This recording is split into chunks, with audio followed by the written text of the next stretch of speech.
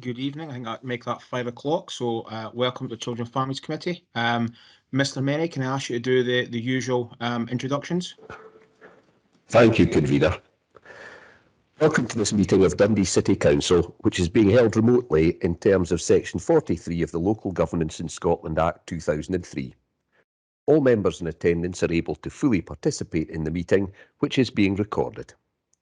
Should any member need to leave the meeting for any reason, can they please use the chat to advise of this? If a member loses their connection, they should make every effort to rejoin the meeting, but if this is not possible, the Committee Services Officer will note their absence for the remainder of the meeting.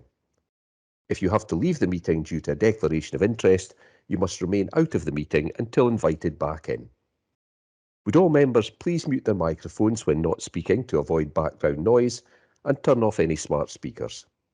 Please start the meeting with your camera on.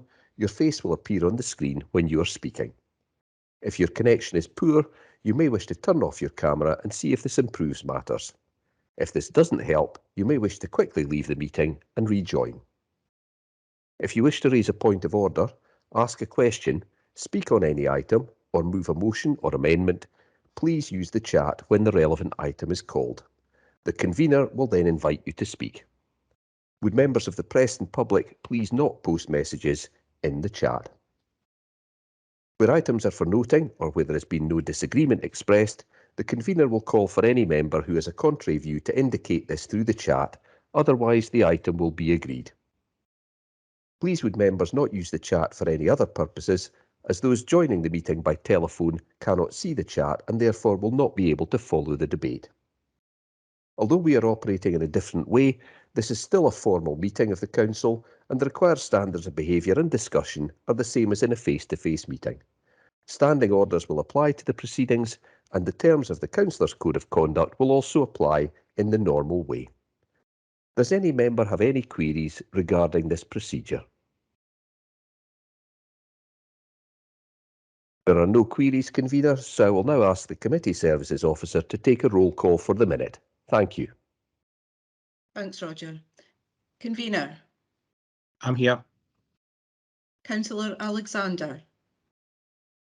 Here. Deputy Lord Provost Campbell. Present. Councillor Cordell. Present. Councillor Dawson. Evening, I'm here. Councillor Flynn. Good evening, present. Councillor Lynn. Present. Councillor Rendell. Evening, I'm here. Bailey Roberts. Good evening, I'm here. Councillor Rome. Good evening, present. Bailey Sawyers. Yes, I'm here. Councillor Short.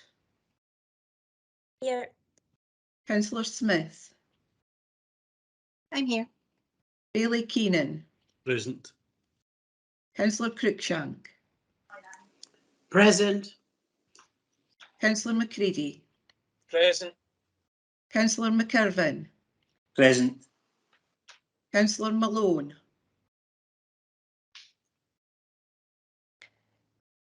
Apologies. Oh, thank you. Councillor Mara. Present. Councillor Richardson. Present. Bailey Wright. Present. Bailey Scott. Here. Councillor Hay. Present.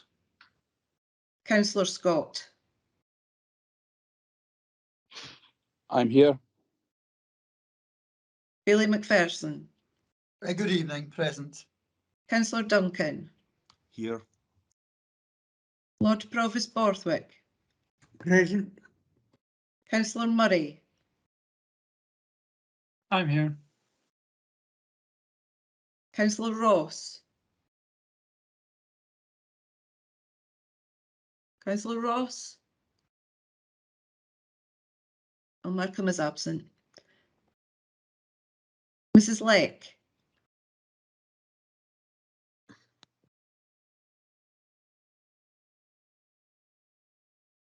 Present. Thank you. Mr. Chauhan. Mrs. McVean. Present. Mr. Baxter, Good evening. Ms. Barclay, Aye, present. Mrs. Javid. Mrs. Javid. Mr. Anderson McGuinness.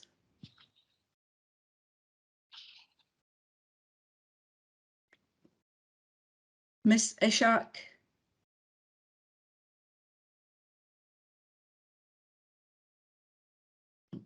That's it, convener, thanks. Okay, thank you very much, Arlene. If we can just now start with the business. Okay, thank you. Item 1, declaration of interest. Are there any declarations? Okay, I'm not seeing any indications. Item 2, retaining reserved places in schools from 2022 to 2023. This is for approval. Okay, Bailey McPherson, I think you just got in first, so I'll pass over to yourself. Thanks indeed, convener. My question is really in relation to the very first school mentioned on the list in Appendix 1, Ancram Road Primary School, where effectively the reserved places that have existed at P1 are being removed. And I would just really like the officers' rationale for that. And in particular, can they give me an assurance that they've taken into account the changes to the catchment area that will come in August of this year? Okay, I'll pass over to officers. I think Mrs. May, are you here, or you want to pass it on to any of the other officers? I am, thanks convener, I am here, but as you rightly say, Pam Nesbitt, our manager for schools, is the author of this report, and I could give an answer to Billy McPherson, but I'll pass over to Pam to maybe explain some of the detail behind how we arrive at these conclusions. Thank you. Okay, Pam. Thank you very much, convener, and thank you for the question, Bailey McPherson. So just to say that when we do this exercise, we consult with our head teachers. We look at all the data that's available, including the school estate report, which I think was up at committee just at, I think, the previous committee. And we have taken into account, Bailey McPherson, the changes in the catchment area as well, and the future capacities of the school. So the head teacher, Mrs. McQuillan, saw the table as well and has not used, to her knowledge, any reserve spaces over the last 3 to 4 years. Obviously, it is an annual report, so if that position does change over the course of this year, we would easily put that back in the next year's report. But at the moment, the school roll has been falling, and there has been no need to have reserve places at Ancram. But we will keep it under review due to the changes that are taking place. I hope that answers your question. It does indeed, Mr. Nesbitt. Grateful to you for that. My main concern really was that you'd taken into account the fact that there's quite a significant change to the Ancram Road Primary School catchment area from August, and you have done that, and that's absolutely fine. So grateful for the response. Thank you. Thank you very much for the question, Bill McPherson. Councillor Duncan, you're next. Thanks, convener. Yeah, just with reference to the table on Appendix 1, I note that of the schools in my Ferry ward, the numbers at Barn Hill and Eastern are to remain unchanged, whereas with regard to Fort Hill Primary, the numbers of reserved places are proposed to go down, and with regards to Grove Academy, they are to be increased. And I'm really just wondering what the rationale is behind that. Thanks. Okay, I'll pass over to Pam again. Okay, thank you, convener. And again, Councillor Duncan, thank you for the question. And it's a very similar response to the one for Ancram Road, in that we've looked at all the data for the schools. Fort Hill's roll is beginning to fall. We're seeing falling rolls within the primary schools now. We had about 2 or 3 years of quite a high number of pupils across every school in the city, but they're now back within the normal limit that we would look at. And again, in conjunction with the head teacher, we've just reduced that slightly to 3 pupils based on the data that we have available. Again, we'll keep it under review, and if we need to change that in the future, we will do. Your question, Councillor Duncan, about Grove, we have had to use a number of reserved spaces for Grove, and last year we had a number of placing requests and appeals that went through. So as well as a number of people moving into the area during the course of the year, which is obviously what reserved spaces are mainly there for, not for the August intake. And so we felt that in conjunction with the data that we had and the conversation with the head teacher, an increase in Grove Academy would be beneficial for the community and people buying houses and moving into the surrounding area. So I hope that answers your question, Councillor Duncan. It does indeed, and especially with regard to the issue at Grove. I've certainly had, people approach me over the last year or two, and it's along the lines of, as you allude to, people moving into the ferry. And there's bound to be more of that happening, of course, as developments such as Balgillow Heights, etc., proceed apace. So it's good news, actually. Thank you. No, Thank you. Councillor Duncan. Bailey Scott. I think Pam may have addressed my issue when she was responding to the question from Councillor Duncan. It was just to say that in previous years, I used to get lots of requests from people who had made placing requests and were trying to get into Grove from the Craigie Barnes catchment area, and that's going to be addressed in future years as a result of the new community campus that's been built and the change to the catchment area. But last year, for the first time ever, I received I was approached by families who tried to get children in to Grove who had moved into the catchment area and would have had a priority one place but weren't able to get in. And that's the first time that's ever happened. And I had a few of those approaches. And I just wanted to make sure that the reserved places that have been set, you feel is sufficient to cope with all of that. Okay, I'll bring you back in, Pam. Okay, thank you, Bailey Scott. Yes, I mean it's I think increasing by 2 places should support that the people moving into the catchment area. We had 4 in the previous years, and that had been adequate up until last year. And you're right, Bailey Scott, we did have a couple of issues with families who had moved into the area after the term had started, and so we have increased that, but we'll keep it under review, as I say, and if we need to do more for the next year, we will do that and see where we're at with the places. As well with Craigie Barnes change, as you say, coming up in the next couple of years.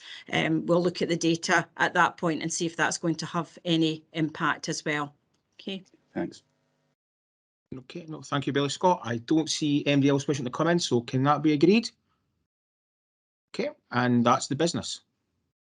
Thank you, Convener. The next committee is the City Development Committee. Good evening, everyone, and let's hope this committee is as fast as the previous committee. That'd be nice. I suspect not, though. Is it Arlene tonight, is it? It is, yes. Arlene, over to you, please. Okay, thank you. Item 1, declaration of interest. Are there any declarations? I see Councillor McCready has noted. Yeah, McCready. thanks very much, Convener. I'd like to declare non-financial interest as the Chair of TACTAN in items 5 and 11. Thanks. Thanks for that. And I also note that I'm a member of TACTAN, their board as well, as is Councillor Rome from the City. I don't see anyone else, so thanks very much for that. Can we move on, Arlene, please? Yep. We've received a deputation request in respect of item 6, residence parking scheme, from Kathleen O'Connell. Do you agree to hear it? Does everyone agree? I see. Yep, I see everyone agreeing here. Yeah, that'd be fine. Arlene, if you pass on, please. Hello, Kathleen, is it? Kathleen, hi, can you hear me? Yes, thanks. You have 7 minutes, Kathleen, to put across your views to the elected members, and if you want to stay on after that, in case there's any questions, if that's okay. That's lovely, thank you. Thank you.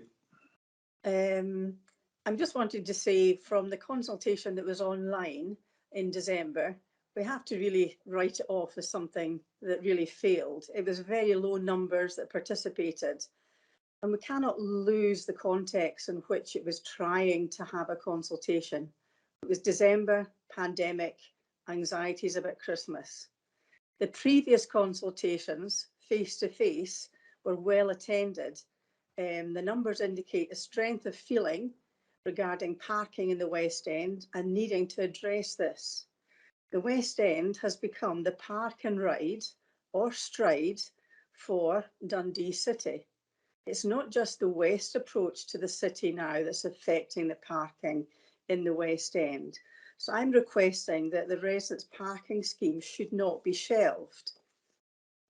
The online consultations had remarks, and I quote, "If residents' parking scheme introduced, it would mean fighting neighbours for spaces," end of quote.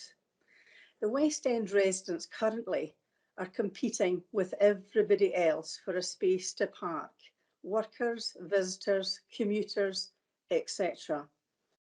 Even the online platforms such as Parking Heroes, Local Guides, all signpost drivers to the West End for, as I quote, "Parking is free on the streets and it's the cheapest car parks in the cities. It's a lovely area close to all attractions, well within walking distance." Add to that the platforms like TripAdvisor, Booking.com, Airbnb are likewise signposting to the West End for parking. So residents' parking scheme shouldn't be shelved. As the profile of Dundee City grows with our current and future attractions, parking will continue to be an issue. The pricing packages that is anticipated in the multi-storey car parks will have to compete with all the online platforms signposting to the cheapest areas to park in the City of Dundee. Residents' parking scheme needs to be implemented. The future is the low emission zones. It starts in May 22, enforced in May 2024. This will further increase from this May the chances of problems for parking in the West End. The future for e-cars are part of the future, but they're not the whole picture. By far from the emission-free resource that these were first claimed to be, the predictions around e-car emissions will result in emissions higher than the current levels for fuel cars due to the emissions from this type of car on road surfaces. Now, I can quote you the article it comes from, but you know yourselves. E-cars, hybrids, hydrogens, alternative fuel, all these vehicles will be part of the future and they will require parking spaces. We need to have a vision for the West End residents protecting parking spaces. Public transport will improve. It's wrong, though, to assume that the residents only need a vehicle for a short journey. Public transport can't fulfil all the needs.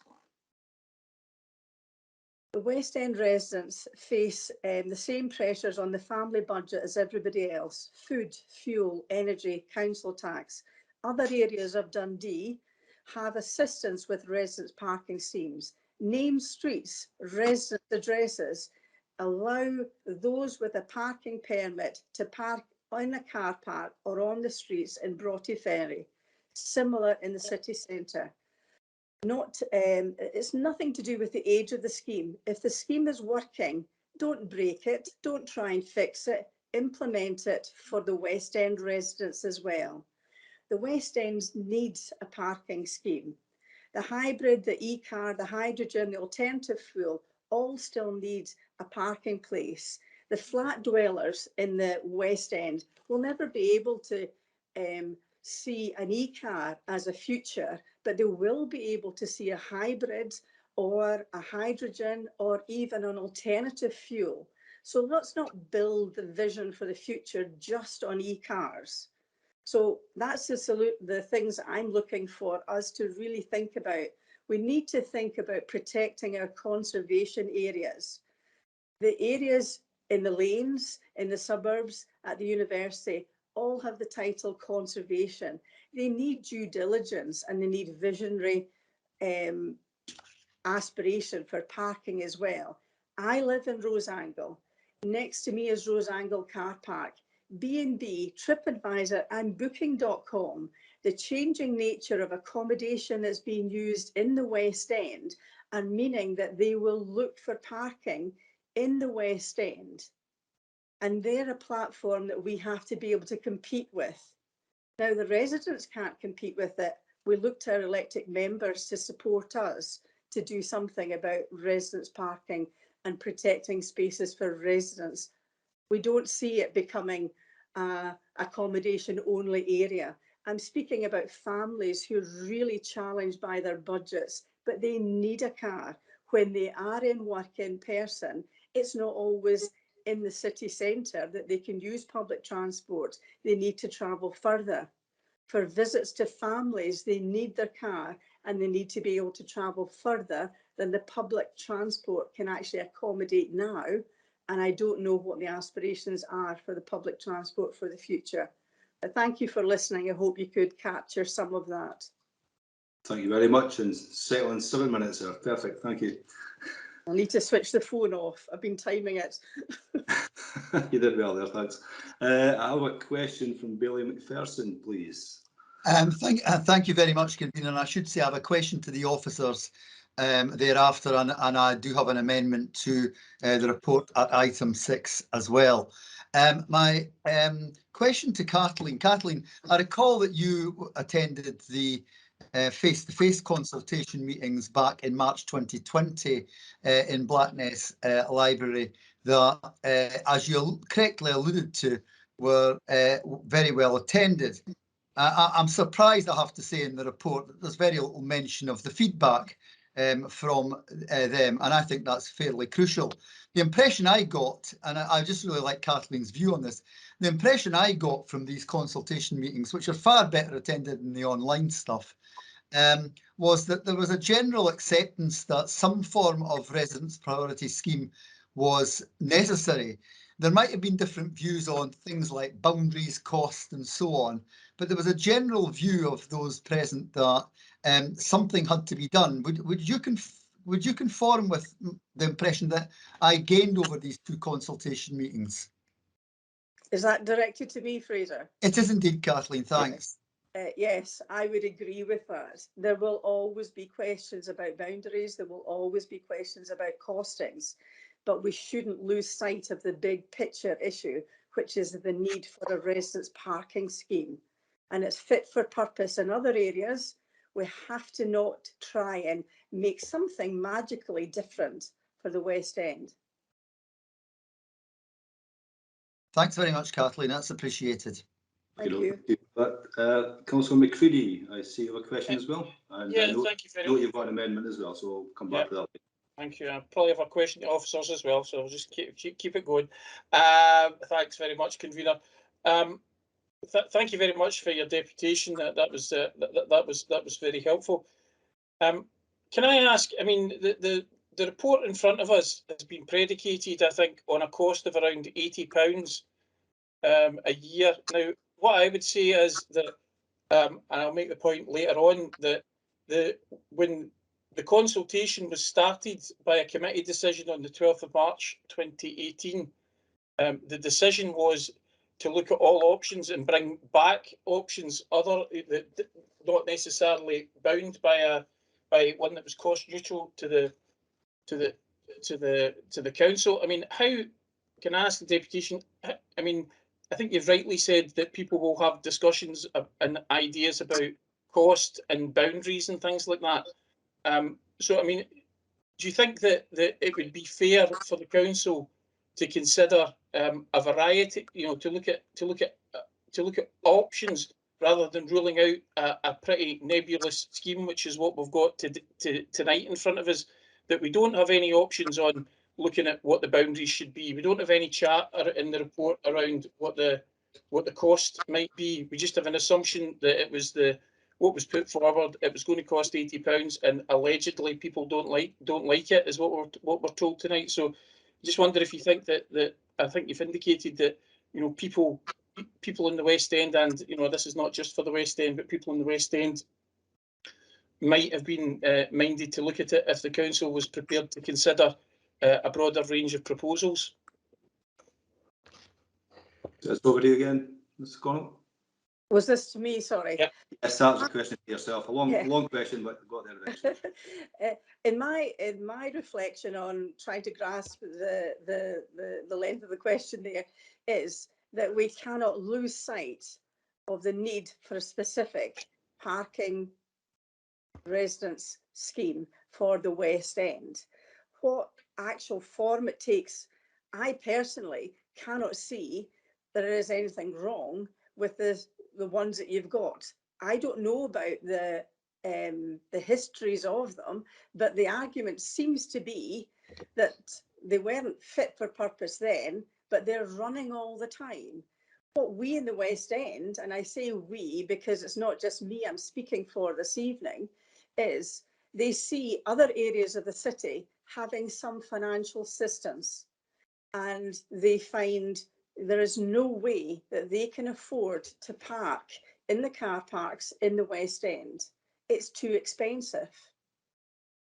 And as I've said in my deputation there, that the costing packages that the council have alluded to for the multi-storey car parks are going to have to compete with the online platforms for anybody in the West End to see any difference in parking spaces. So the response I've got regarding Councillor McCready's question is, we don't lose sight of the big picture, and we don't have a long timeline for this. The low emission zone starts in May 22 this year. And we've already said that, prior to 2019, had you heard much about residents' problems parking? No. We have to remember that when it was unilaterally applied charges to the car parks, that's when everybody had to shift. Now it's not just the everybody in the West End residents, it's everybody who's visiting. And for workers and for commuters. And I didn't believe the Airbnb quote until I actually went and did a search. I did not believe about TripAdvisor recommending parking in the West End until I did the search. I did not believe that the local guides would signpost the West End for anybody. Parking Heroes highlights the West End as the cheapest place to park. Oh, okay, thank you very much for that. I don't see any more questions, but thank you very much for your time and for your deputation. Thank and you. We go to questions to the officers. And Billy McPherson, you were first again there, so I'll let you continue if that's okay. I'm grateful, Convener, and also grateful to the deputation for her input. My question to the officers is really about the way in which the report completely skips around the fact that there were two very well attended consultation meetings prior. In fact, when I say immediately prior to COVID, in fact, the second consultation meeting was the very last thing that I attended in person before the first lockdown towards the end of March 2020. Now, both were very well attended. I know for a fact that the communities officer for the area undertook an exercise in taking rather extensive notes. And the impression I had, because I spoke, frankly, to the majority of people who attended, was that there was significant support for action to be taken. And to be frank, the recommendation in this report flies in the face of this. And so I'm just really wondering what on earth happened to the outcomes of that consultation and why these have not fed through into the recommendation in item 6 tonight. Thank you. Mr. Presswood, I think I'll bring you in that, actually. That's okay. You're on mute, Robin. Sorry. My apologies. Many thanks, Convener and Bailey McPherson. I think it's important to reflect on the fact that there have been 3 separate committee reports on this, including the original 2018 report, the 2020 update, and the 2020 report. And each one of those has provided an updated position. Now, the 2020 report in section 5 provided a fairly detailed overview of the West End community engagement events the start of the Coleside and the Maryfield consultation events, but highlighted that due to COVID it wasn't possible to continue them. It highlighted the positives from the residents in those areas, but it also highlighted the negative feedback, and then picked up the issues for the council to consider. At chapter 5.3, it does give detail of the community feedback. So I think from my perspective, although there may be some concern that this report doesn't go into that, I would certainly take the view that the 2020 report very adequately discharged that part of the remit. Thank you. Bill McPherson? Yeah, thanks for that. I have no follow-up. What I would say is I think this report wholly fails to take into account what was by far the best attended consultation exercises compared to the online things, which I attended and I felt were flat and very badly attended. And with that in mind, I will intend to move an amendment to ensure that the consultation continues, and B, Can we come back do something to that? about the car parks in the meantime. Yeah, I accept the point, but I just feel that the response from officers really doesn't address the fact that we had good consultation responses in 2020, and I think that's the basis for further consultation. Thank you, Convener. Thank you. I think that was referenced by Mr. Presswood there in his comments. I think it should be noted that the reason we had an online consultation and various other consultations online is because it was a pandemic. And I think, just to recall, it was yourself who made that motion back on the 25th of October, looking for the report to come back in January, if I recall, and we actually came to an agreement that we would extend that to March. So again, that's one of the reasons why there was everything was online, because we were in the realms of a pandemic, and asking people to go and have community meetings would have been extremely difficult.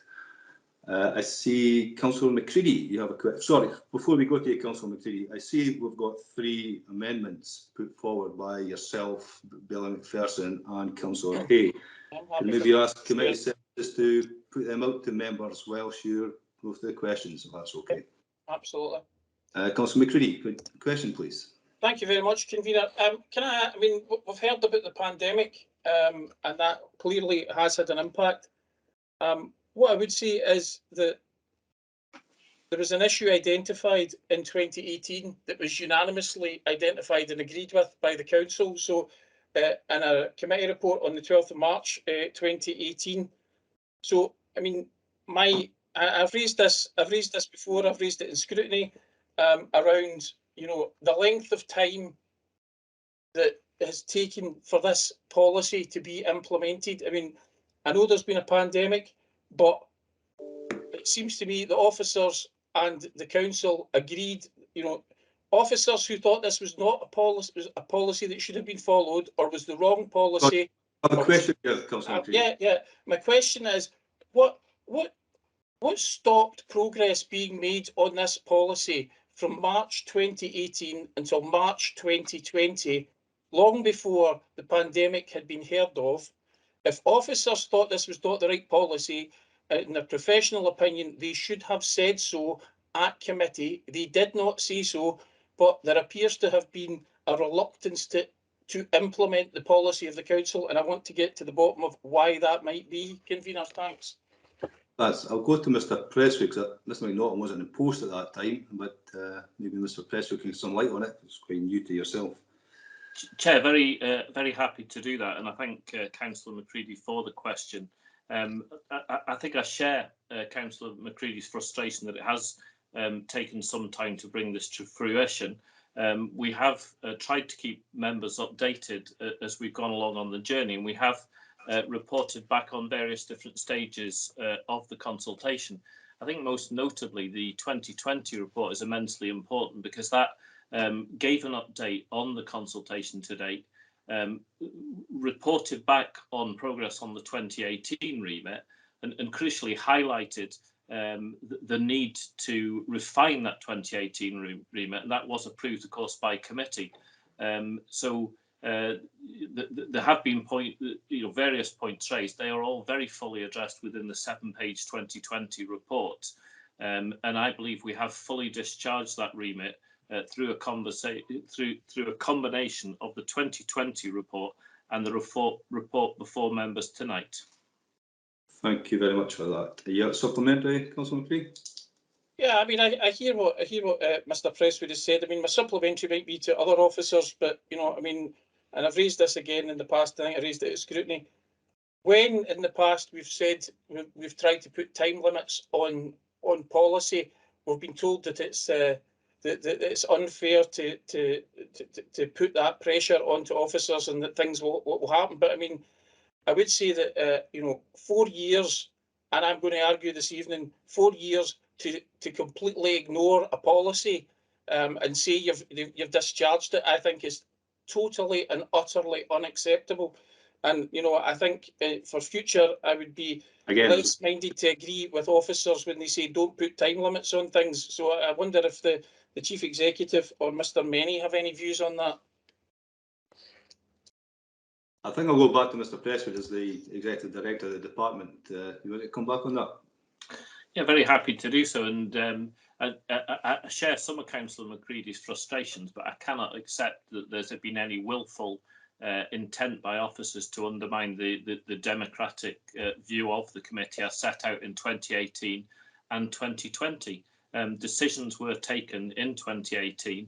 The update was provided and the committee agreed to refine and amend those decisions as set out in the recommendations of the 2020 report.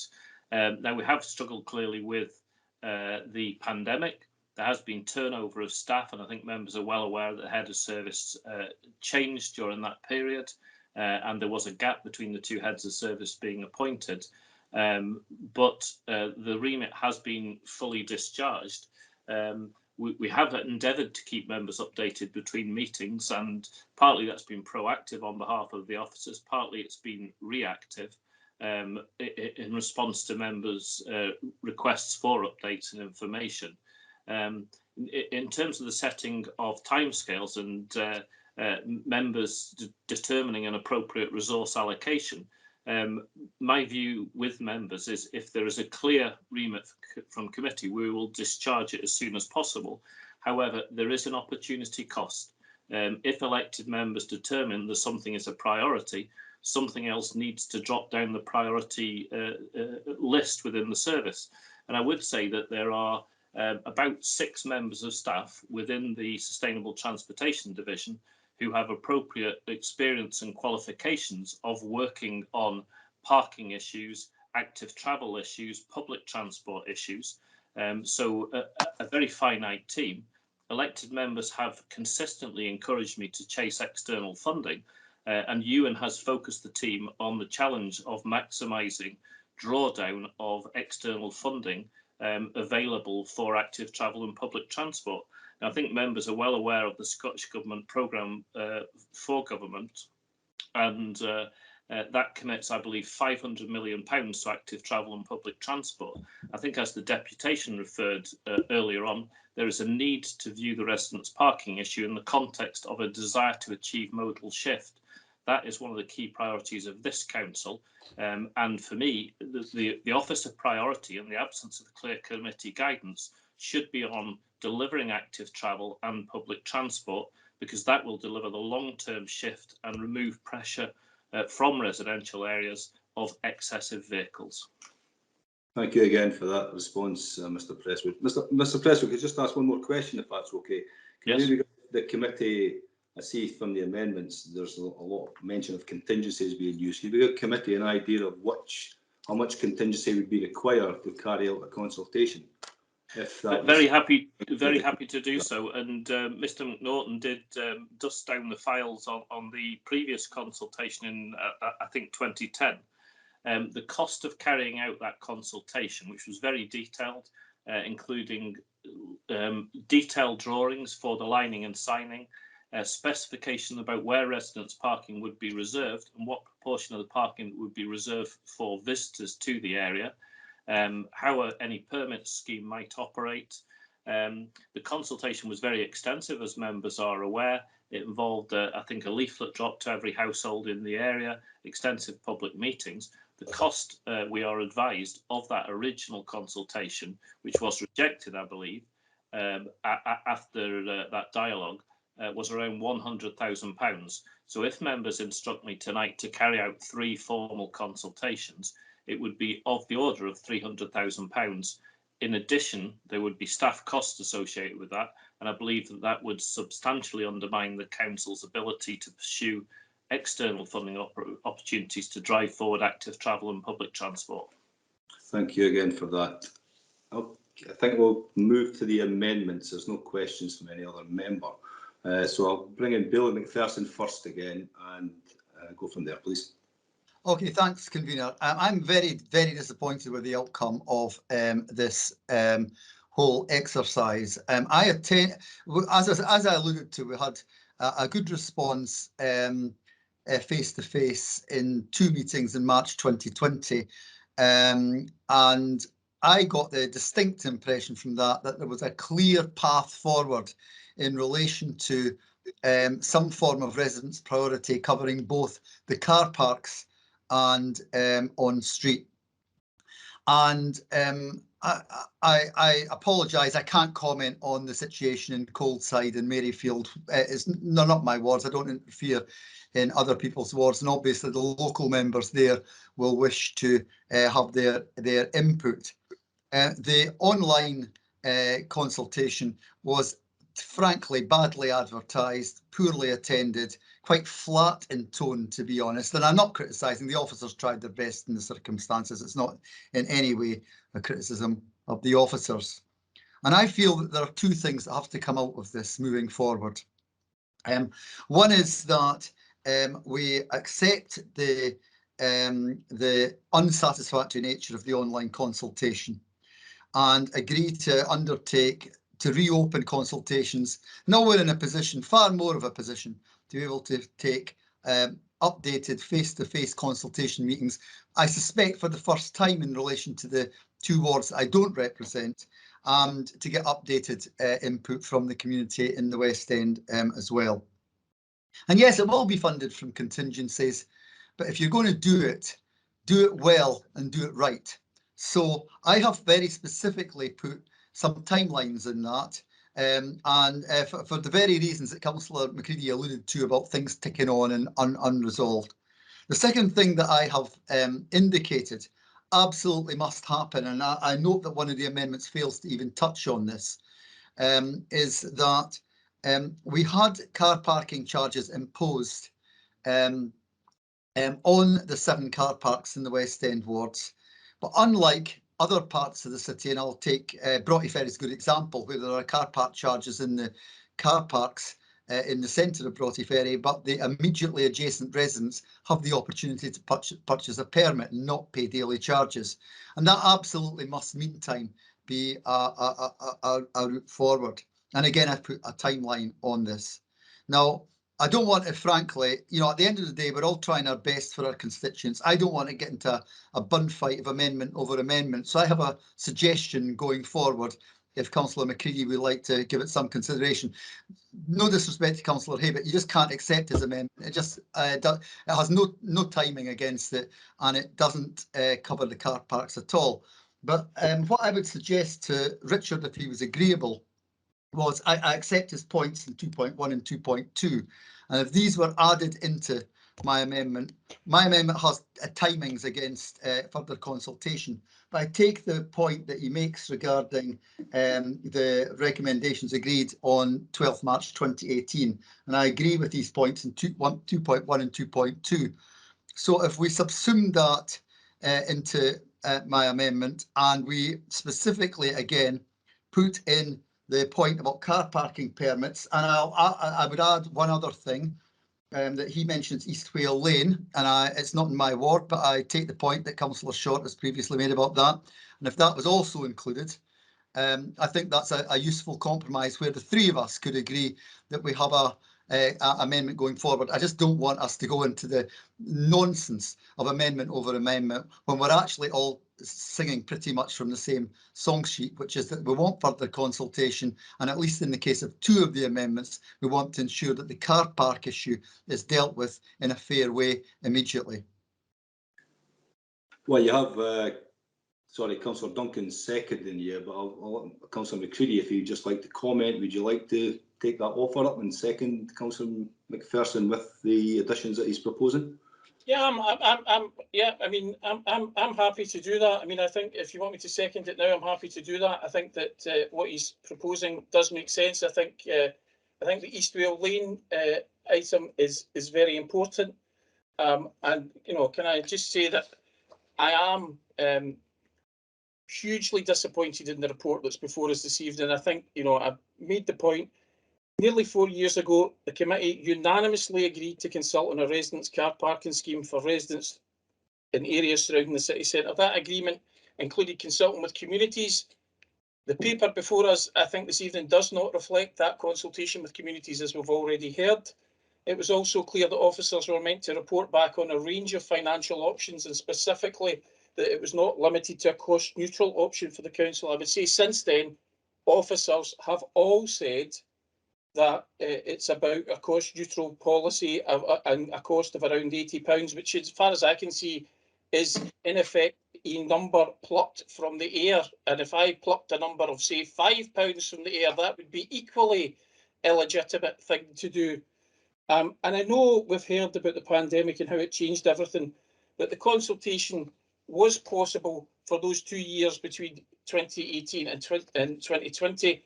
So, you know, what happened then? And the answer is virtually nothing. And I think there was a go slow on policies that, I mean, I've heard Mr. Presswood say it wasn't officers, so one could only assume then that it was a political decision, that, you know, not to people who voted unanimously for something then not supporting it. So I think that's very disappointing in my opinion. And I think, you know, I think it does really call, particularly as an opposition councillor, does really give me real concerns and real questions about the way we are treated in this council. And indeed, I did attempt to ask the chief executive about that this evening and was not, the question was put to Mr. Presswood instead. So, I mean, what I want to do in my, in the proposals I had, I want the chief executive to reflect on why policies of the council are not implemented. And I know he'll probably try and answer this evening, and I will accept that, but I really want him to go and think about this, because there is a pattern here that is emerging, and it is something that we should be concerned about. And also, I know there's been an attempt to lecture us about the stewardship of the finances of the council. Well, I would refer you to item 11A this evening in this committee if you want to give us any lectures about the stewardship of the finances of the council. On this report, I'm speaking to this report, and I would also refer you to the £4 million spent on being spent on Olympia, and £4 million on roof repairs. On a residence parking scheme, or we'll just move on if that's. No, convener, just because you don't like it doesn't give you the right to stop me. I'm focused on the report, actually. Well, I will focus on the report. I wish you had focused on the report. We might have actually made some progress then. So many things are agreed in these committees that I do not vote for and do not agree with, but I wouldn't think that I was able to overrule them. So I think finally, the thing I want to say is the press release on this report from the council says that community groups were not supportive of the introduction of an on-street residence parking scheme if it was to go ahead in isolation and without a wider package of complementary measures. I'm sure the people in the West End and particularly in the West End, will be very aware of the irony of that statement. Well, it will not be lost on them, particularly those who are paying for car parking in the West End car parks in a policy development introduced in isolation and without a wider package of complementary measures, as we've heard from the deputation this evening. So I want to make progress. I want the Executive Director of City Development to produce the report that I think he was charged, or his predecessor actually was charged with producing in 2018. I don't think that's what we have before us this evening, and I think it is important as well to produce a report as well on setting up a season ticket type offer for residents who live near car parks at Rose Angle, Pennycook Lane, Miller's Wine, Belfield Street North, Rye Hill Lane, Union Place North, and to show that I was listening to Councillor Short at the committee on the 24th of January at the East Whale Lane car park. I think this is an offer which is available to many people throughout the city and should be available to residents in these areas as well. So I hope that the committee will listen to what the deputation has said, will listen to a reflection of the strength of feeling, particularly in the West End, but I know in other parts of the city as well, and that you know, Bailey McPherson and I have somehow found some level of common cause this evening in this, and I think it's important that the rest of the committee does so and actually does what you agreed to do nearly 4 years ago and deals with this matter effectively. So I'm happy to second that. Thank you. Thank you. I think Councillor Hay had an amendment, but I think I'll bring him in to see if he wishes to continue with that amendment or adapt it or talk to yourselves. So Councillor Hay, please. Thank you, Convener. Of course, Bailey McPherson's amendment's much more detailed than mine. Of course, we should be going with that. And of course, I'll be supporting him and Councillor McCready in their amendments. But what I think is really important is that we look at having some form of proper face-to-face consultation. The reason I brought this amendment forward was I just wanted to make sure that this issue did not fall off the calendar, did not fall off the agenda, and it was consigned to the dustbin. And this is an area which has had a very long suffering history of problem parking for a very long time. Now, the report talks about things changing due to the pandemic, and that and various changes in sustainable transport and so on will ultimately reduce parking problems in that area. No, it won't. I mean, the underlying problem is there's a very high density of population in that area. People will always need vehicles. There will always be elderly people there. There will always be people who have health conditions. There will always be people who are disabled. There will always be people who are looking after others who are elderly or whatever and have issues. And so they're going to need vehicles of some kind. Now, it may be that we may move to electric vehicles, or we may move to hydrogen vehicles, or whatever sort of vehicles we move to, but the need will still remain. And because of the density of the population, because of the proximity from there to the city centre, the many offices in the public sector which have been closed due to the pandemic will gradually open again. And I think that's likely once we see restrictions ending on the 21st of March. And so gradually from there, I think we'll see increased pressure on that area just in terms of parking. Now, if you go down to that area just now, even while these pressures are on, you can still see it's extremely busy. There's not many parking spaces about at all anywhere in that area. And so residents struggle with this. And I just really wanted to make sure that we had a proper consultation where residents could be involved in a face-to-face basis, that this issue didn't stop being considered by the council, that we continue to look at it and keep it under review.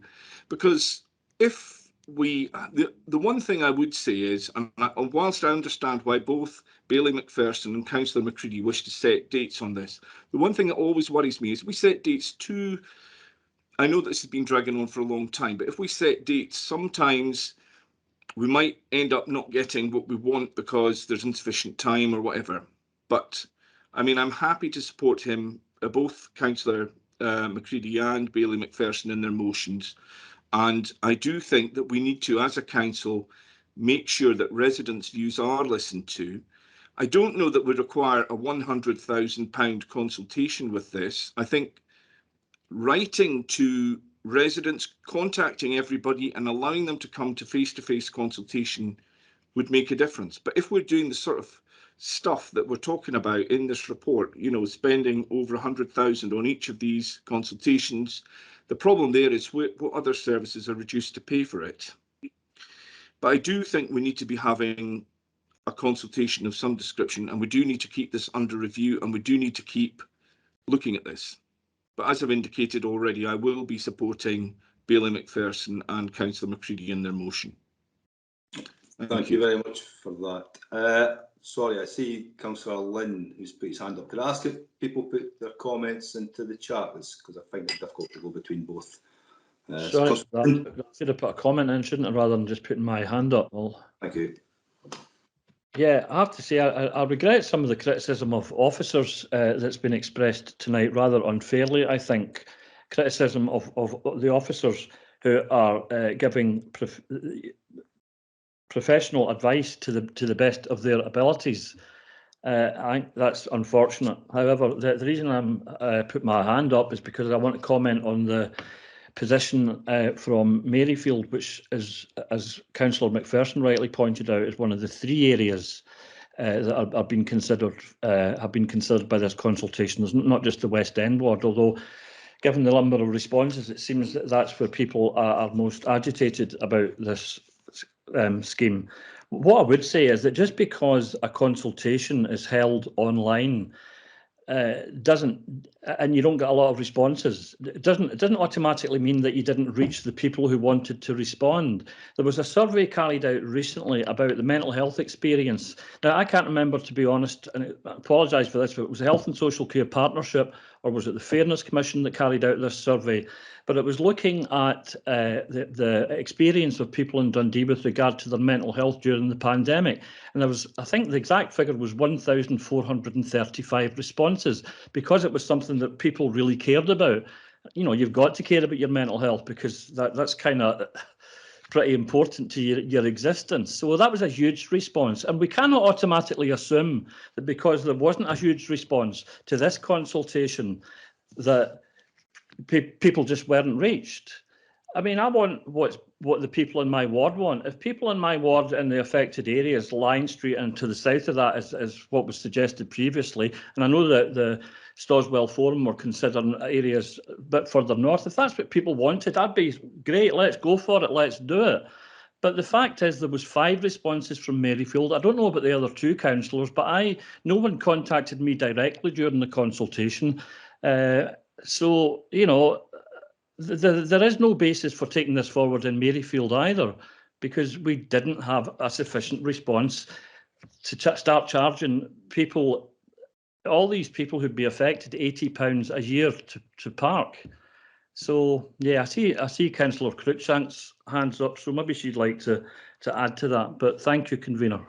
Thanks very much for that, Councillor Lynn. I can ask again that everything goes in the chat rather than hands, please, because it makes things a bit easier. Councillor Cruikshank, please.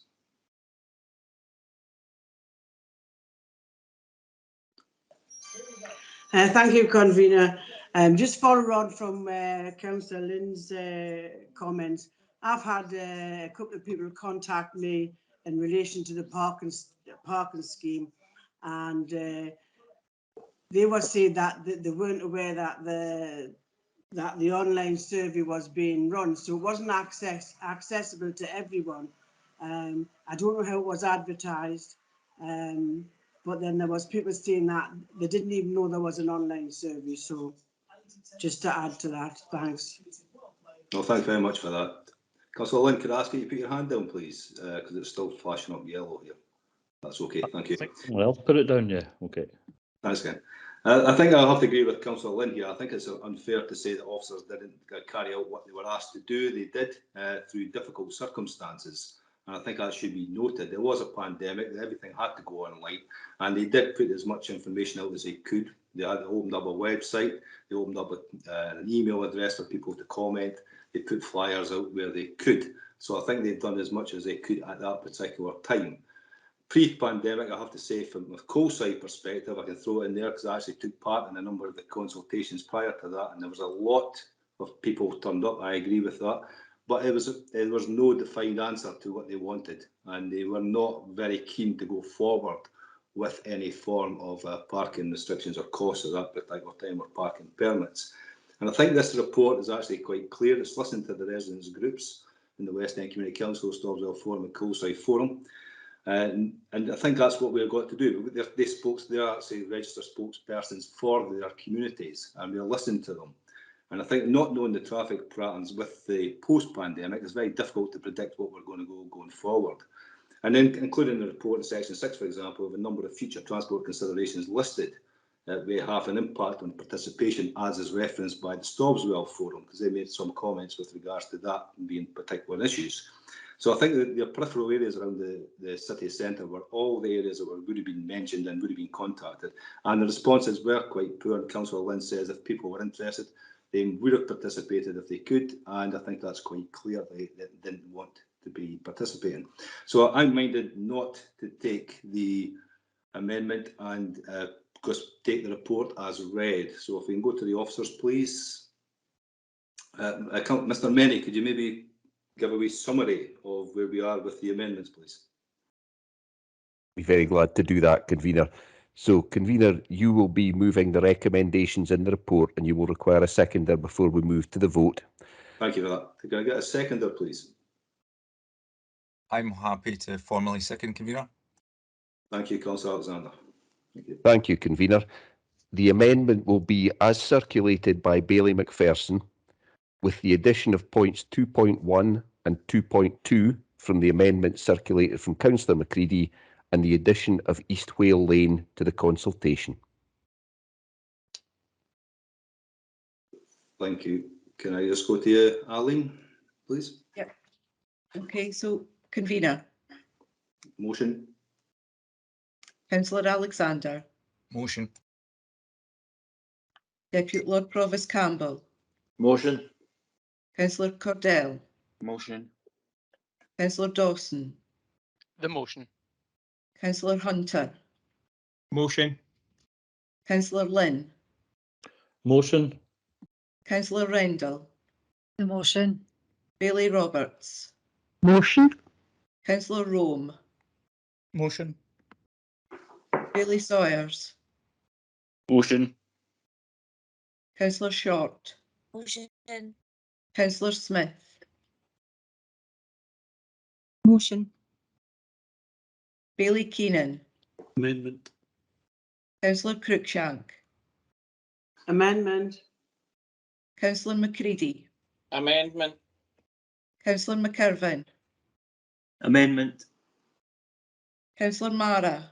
Amendment. Councillor Richardson. Amendment. Bailey Wright. Amendment. Bailey Scott. Amendment. Councillor Hay. Amendment. Councillor Scott. Amendment. Bailey McPherson. The amendment. Councillor Duncan. Amendment. Lord Provost Borthwick. Motion. Councillor Murray. The amendment. Councillor Ross.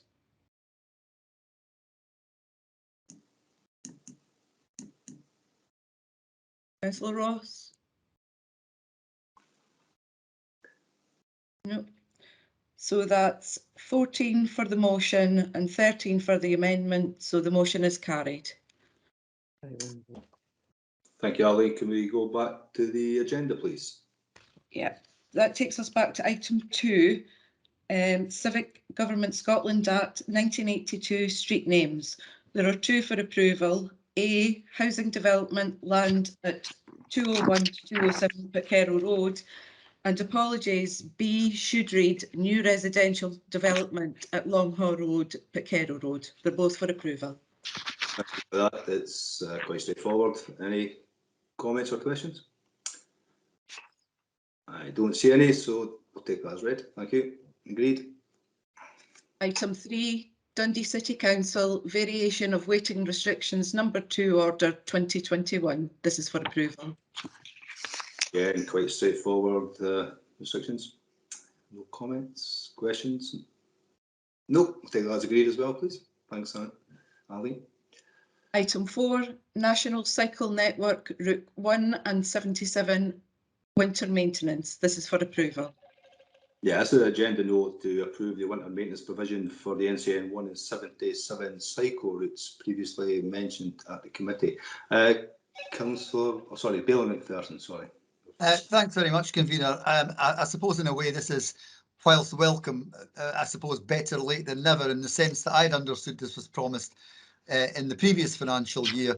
But we've to be fair, we've had a mild winter, but had it been, you know, in previous years, and I'm sure as convener you've had concerns raised with you before, both from cyclists and from pedestrians, in relation to the need for this to be subject to winter maintenance. So this is welcome, but I never quite understood why it wasn't a core part of winter maintenance in the first place. But anyway, I've got a bit of a question for officers, because I have a similar issue in relation to Seabraes Bridge, a project not that many years ago opened, a Dundee City Council project. The bridge has been very successful in terms of access to Riverside from the Perth Road area, but there's not a jot of winter maintenance on it, not a jot. And I continually, in the more severe winters, not this one, I've had complaints about the fact that that is not covered. And I would just basically ask officers if they might be prepared to consider that in the future. It's not actually relevant to this actual agenda note, but I'll pass on to Mr McNaughton to make a comment, if that's okay. Most generous, thank you. Mr McNaughton. Yeah, thanks very much, convener, and thank you for the question, Bailey McPherson. The Seabraes Bridge it forms part of the non-adopted council-owned asset network. So we don't have a statutory obligation to grit these areas, and again, it's similar to a number of other footfall areas as well. In terms of the gritting of the non-adopted asset, there is a question of affordability, and again, it's a challenge that faces all councils, not just Dundee City Council as well, which is why the higher usage areas are being prioritised, in particular regard to the NCN1, because of the implications of cyclists, which are a slightly different user group in terms of risk. Okay, thanks for that. I'll continue this discussion further with officers. The bottom line for me is we build it, whether it's non-adopted or whatever. The reality is Dundee City Council built this flipping thing not so long ago, and we don't even maintain it in terms of winter maintenance, and it's very, very well used. I fully accept Mr McNaughton's points about NCN 1 and 77. They are indeed well used, both by pedestrians and cyclists, but so is this. But I'll continue that discussion further with officers. Thank you, convener. Yeah, possibly something to follow up with the officers after. Thanks. Councillor McCready, please. Yeah, thank you very much, convener. I mean, I welcome this. I think it's good to see that this change in policy is actually going to come forward now. So I think that's good, and I think it's necessary if we are really serious about changing the hierarchy of travel, which I know we are, and we must promote walking, wheeling, and cycling, and ensure that it's supported as a year-round activity. I think that's important, because I think I think it's quite easy to support some of those things for leisure use, but we need to make sure that we're actually saying that these facilities are for all year round use. And I know I know that might not be the way people currently look at it, but I think we need to be serious about that. So I think this is very much to be welcomed, and happy to see it here tonight. Thanks. Thanks for your comments, and again, we are very serious in making sure active travel in all forms is actually promoted within the city, and that brings me on to our cycling champion, Councillor Cardell. Thank you, Chair, and thank you for getting this to committee tonight. It is a small agenda note, but it is a big step forward for active travel, cycling and walking in the city, because we want it to be a functional choice for people commuting, not just the recreation, and initiatives like this can only help. So just wanted to thank you for getting it to committee tonight. Well, thank you, Councillor Cardell, for your comments, and I think everyone will welcome what we're actually trying to do here. Thank you. There's no other comments or questions, so I'll take that as agreed. Thank you. Aline. Item 5, Sustainable Transport Strategic Delivery Framework. You have a report before you. I think it just follows on from the comments that have been made just on your previous report. This item seeks approval to produce the delivery plan as part of a strategic framework for sustainable transport within the city itself. The proposed delivery plan will detail infrastructure developments targeted over the next decade in the key areas of sustainable transport provision. The delivery plan will complement the forthcoming regional transport strategy being carried out by TACTRAN, and the draft plan will be presented to the committee next year following the stakeholder consultation. First on my list, bear with me a sec, change page. Bailey McPherson again, please. Thanks, convener. Just a question to officers. It's in relation to the points at 6.1 in relation to bus services. I've absolutely no problem with what's at A in relation to bus priority corridors and B at developing the bus priority infrastructure. My question really is around what's in C about bus stop rationalisation. Now, I hope officers will accept that there is a balance to be struck here, because we're trying to encourage more people to use public transport. If you remove a whole load of bus stops, that can actually act as a disincentive for people to make use of bus services if they have a long distance to go between to get to a bus stop. And whilst I appreciate the point about punctuality and so on, it's a balance that has to be struck. And I suppose my question to officers is this. Particularly, I'm thinking particularly of older people who may find it more of a struggle to walk a further distance to a bus stop. So my question to officers is really what consultation there will be with local elected members in relation to any bus stop rationalisation, because what we don't want to do is remove some bus stops and then find an outcry from the passengers that have been used to going to these particular bus stops in the past. Thank you, convener. Yeah, thank you. Mr. McNaughton, you're probably the best one to answer this one. Yeah, thanks very much, convener. Thanks for the question, Bailey McPherson. The rationalisation of bus stops is seen as an opportunity potential for journey time reliability savings. Some of the challenges with priority lanes and bus gates, for the amount of time they actually save, you can get great gains from looking at less stops on a bus route. So that's why it's an area which is logical to investigate further. We do have quite a number of bus stops for the route lengths. So part of the exercise is going to be having a look at the proximity of bus stops to residential areas and also the frequency of spacing. It would be a data-led, or will be a data-led review. So we've got quite a lot of good digital information on in terms of the number of users at bus stops. So we know we've got some bus stops where no one will get off or get on, and we've got good information on that recorded from the bus operating groups. Yeah, in terms of consolidating or rationalising bus stops, though, for consultation, we will consult with the community councils, the ward councils, and the bus operators on the proposals. So once we've drawn them up and we've got some specific proposals on ones where we see there's opportunity to either remove or to move 2 to 1, if you like, we will share that for consultation, and again also share the data that we've got as well about the number of patrons at each bus stop as part of the exercise with these groups and elected members as well. Thank you for that. Bill McPherson, come back. Yeah, just to say, I'm perfectly happy with that response from Mr. McNaughton. The bottom line for me is that before anything's removed, that it's run past, you know, in terms of a consultation with, you know, community groups and local members and so on. Mr. McNaughton has kindly given that reassurance, and I'm perfectly happy with that. So thanks for that, convener. Thank you for that. I think come past the elected members, that's probably very welcome in many ways. Councillor McCready, please. Yeah, I mean, I think I really want to welcome this report. Obviously, wearing my hat as the chair of TACTRAN, very happy to see that the City Council and TACTRAN are working together on this to try and for TACTRAN to develop the regional transport strategy, which will happen over the next year or so, and for the council to prepare its draft City Sustainable Transport Delivery Plan. I think it's really important that we talked about it briefly when we were talking about gritting the cycle path. It is important to make sure that we do take this seriously, that we take promoting active travel, we take promoting bus services, and indeed use things around mobility as a service and low carbon infrastructure as being really important as to how we bring this forward.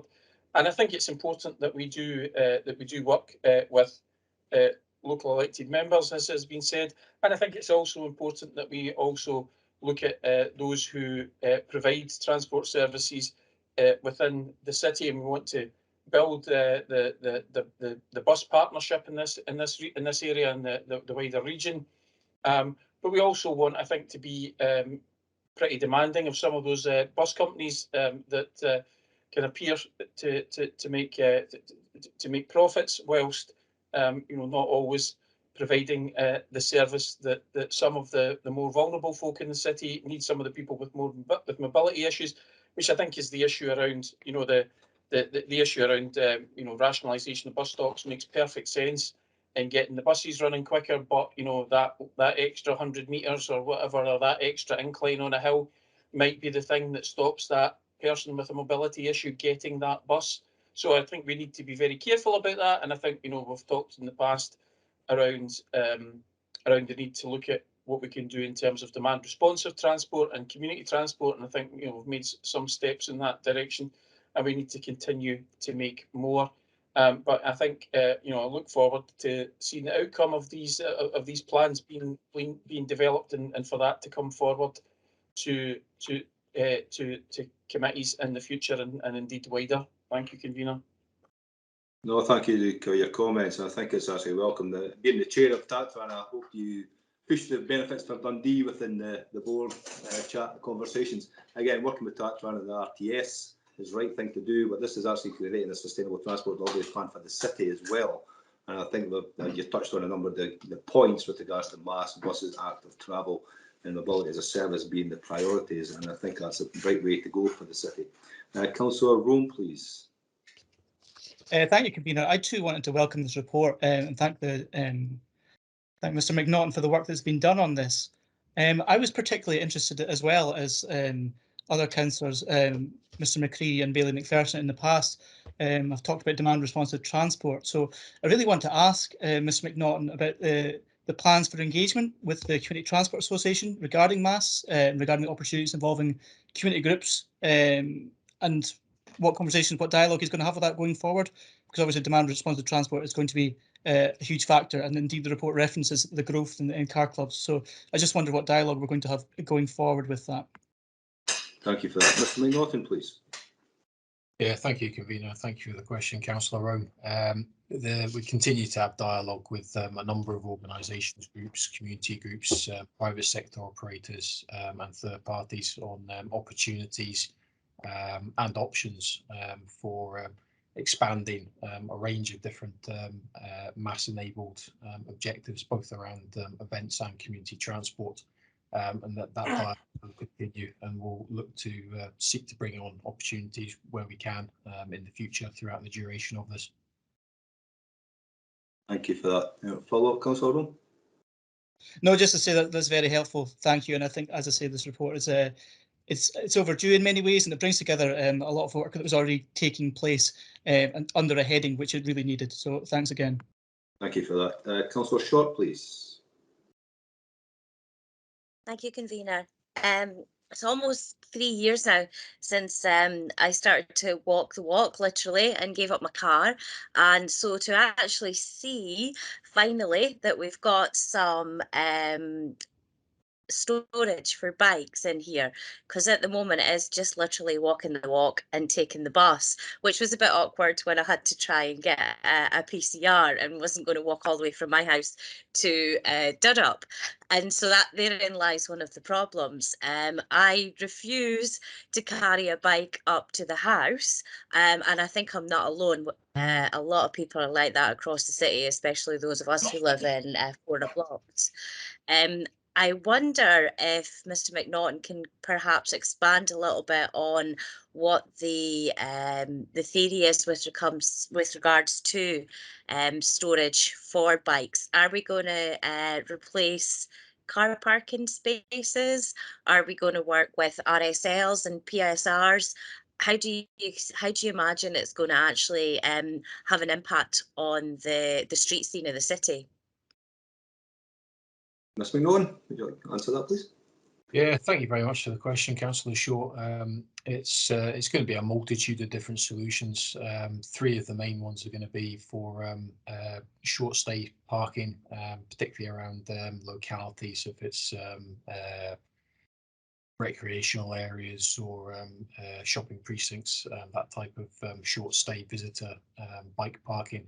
For longer term destination parking, again, be it events or workplace, particularly around the city centre, we'll look for more secure storage solutions. And again, part of that will be adapting car parks, particularly the multi-storey car parks in the city centre, to provide that form. And then the last part of the puzzle is probably the residential parking. And again, that's looking to a model of on-street secured storage rental, which we'll be looking to bring in as part of this delivery plan. Thank you for that, Councillor. Thank you very much. Okay, thank you for that. I see no further questions, so I'll take that report as agreed. So thank you very much for that. Arlene, please. Item 6 has been dealt with. Item 7, Craigowell Road, Dundee Stopping Up Order 2022. This is for approval. Just an approval of another stopping up order for particular reasons. Any questions or comments? I don't see any, so I'll take that as agreed. Thank you. Next, please, Arlene. Item 8, Business Gateway Tayside Performance and Governance Update. This is for approval. As paper to provide members an update on the performance of Business Gateway Tayside service across the backdrop of the COVID-19 pandemic, and seeks approval for revised governance arrangements between the 3 associated councils. Members are asked to note the excellent performance against targets of the service delivered despite the challenging operating environment, and approve plans for revised governance arrangements in line with those set out in the report. Councillor McCready, please.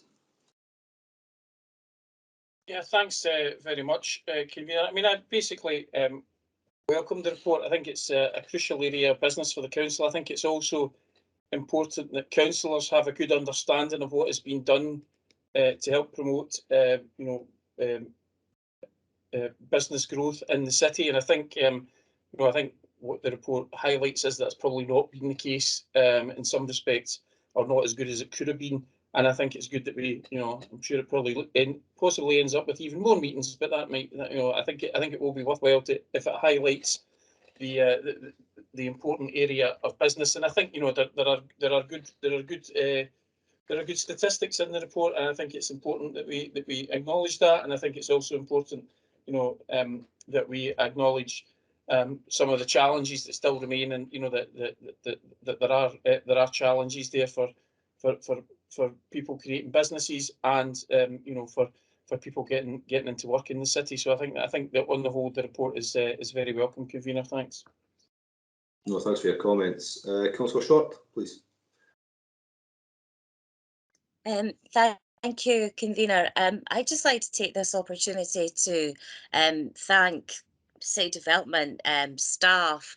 I'm sure we all very much had it during the pandemic, especially the very early stages, when we had phone calls from people who were really at their wits' end because of their businesses and not know where to go with it. And particularly Mandy McLaren and all the encouragement that she made and the connections that she made between the council and Business Gateway, just to help a lot of people through that time. And I think during that time period, there was a lot of people who had probably never really kind of realised that they were business people, and then all of a sudden they were kind of launched into a whole different arena. So that service at that point was excellent. And just to say how much I'm looking forward to the little, I guess it's Gateway 2.0, which is about to pop up within the Maryfield ward, or more likely the Stawswell area of the Maryfield ward and the Lochee ward in the next little while. And it's about taking businesses,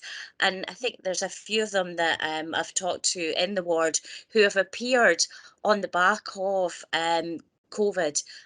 For one example is the little designer shop that's appeared in Albert Street, and they're set to have conversations with this new branch of Elevator that's coming in as a pop-up in the area. So it's good to see that actually business isn't just about our city centres, it's also about our district shopping centres. So when you think about the fact that, you know, we're looking at how to get people into these areas and keep these in these areas, it's really positive that we're looking to keep the businesses strong in these areas as well.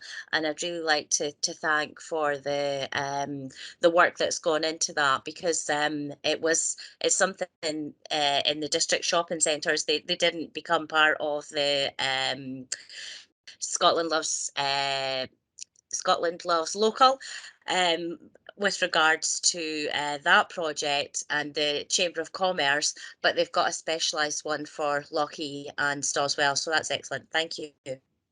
No, thanks for your comments, and thanks for highlighting the fact that Elevator was successful in that bid to get their mobile units into the two wards and seek to improve the businesses within these and encourage people to be entrepreneurs.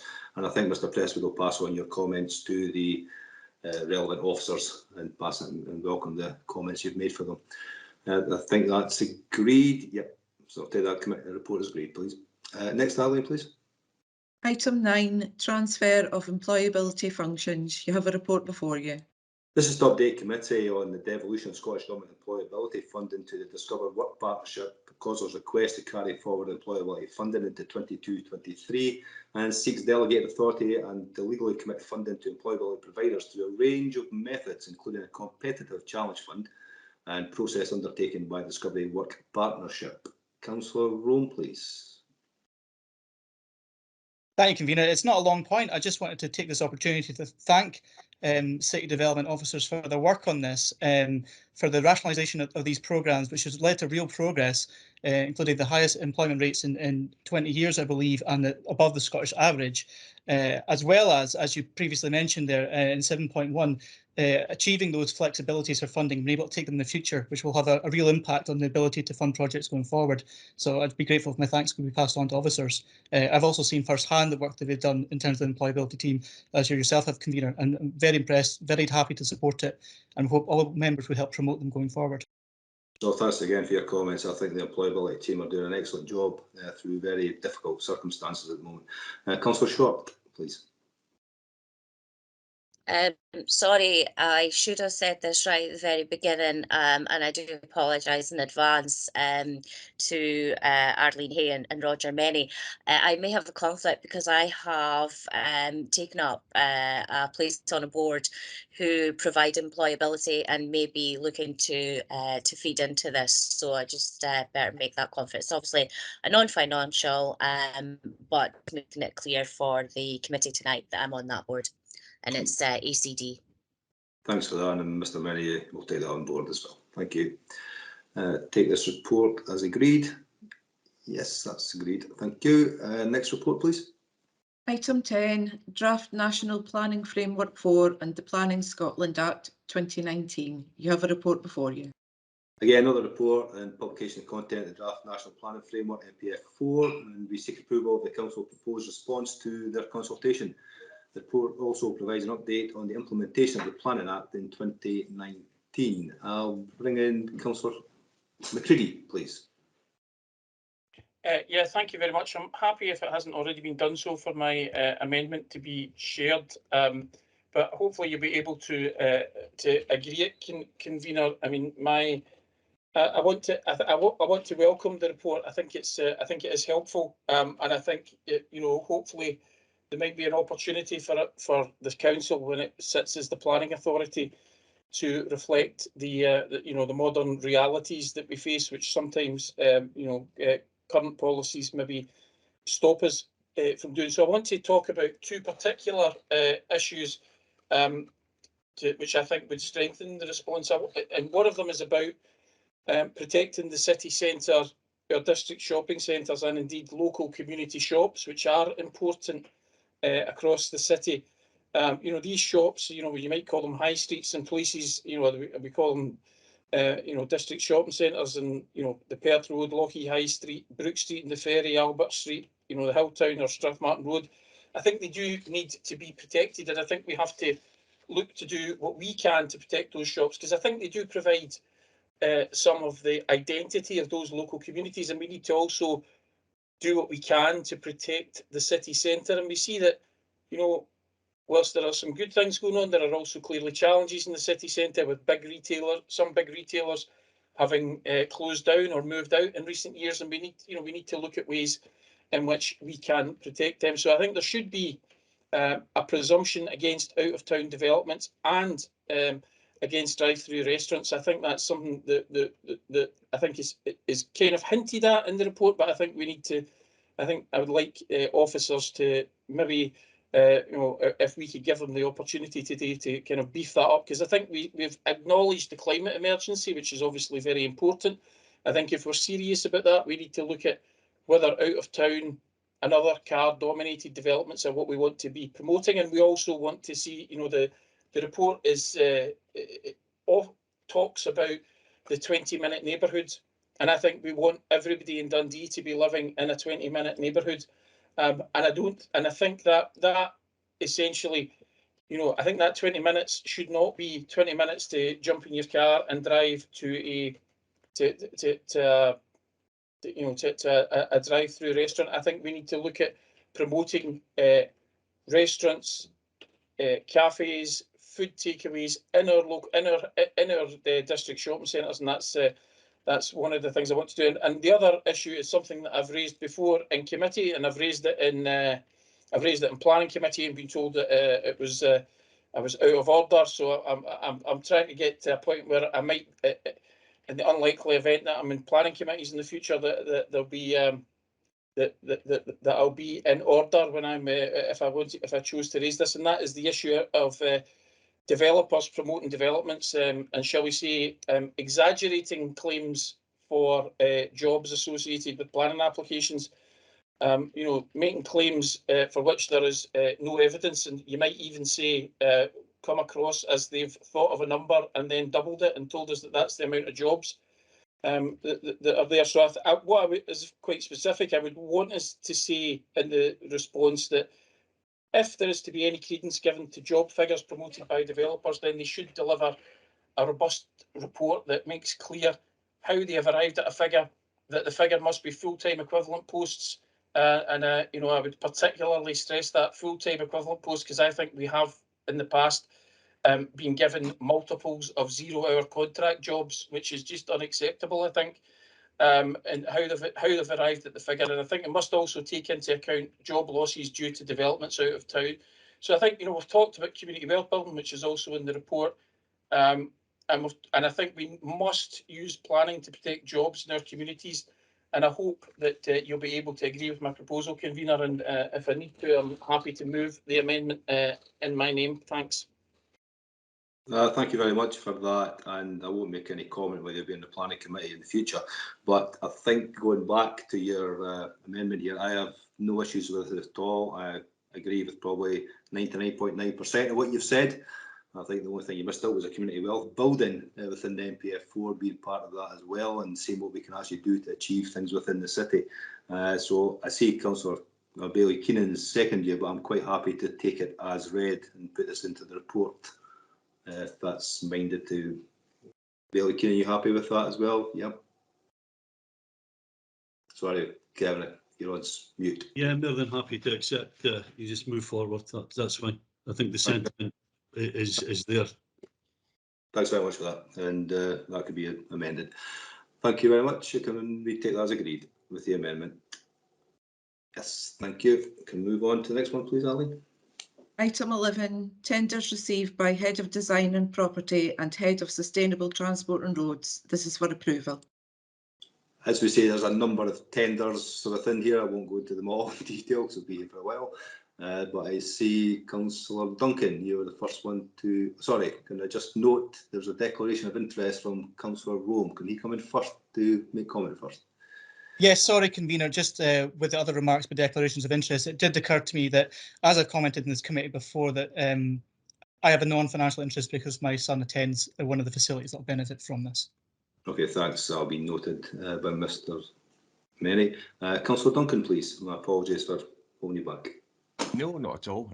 Yeah, thanks, convener. It's just a quick question with regard to page 59, the Ability Ferry to Moneyfeith active travel. About to get underway, and that's all very welcome, as is the intention to try and have it complete by the busier tourist months of this year. And it's really a question based on the recently opened new walkways along Fisher Street, Douglas Terrace and so forth. I've met with officers before then, and I know other people have raised the questions around a lot of complaints, justified complaints actually, about dog fouling.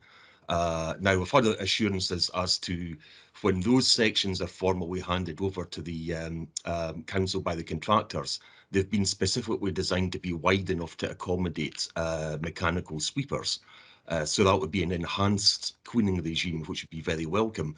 And I just really want to ask officers, these new works, has a similar thought been given? Because I'm just mindful of the fact that by the time that, you know, benches and bins get, you know, put on the finished product, is it going to be wide enough to accommodate such an enhanced cleaning regime?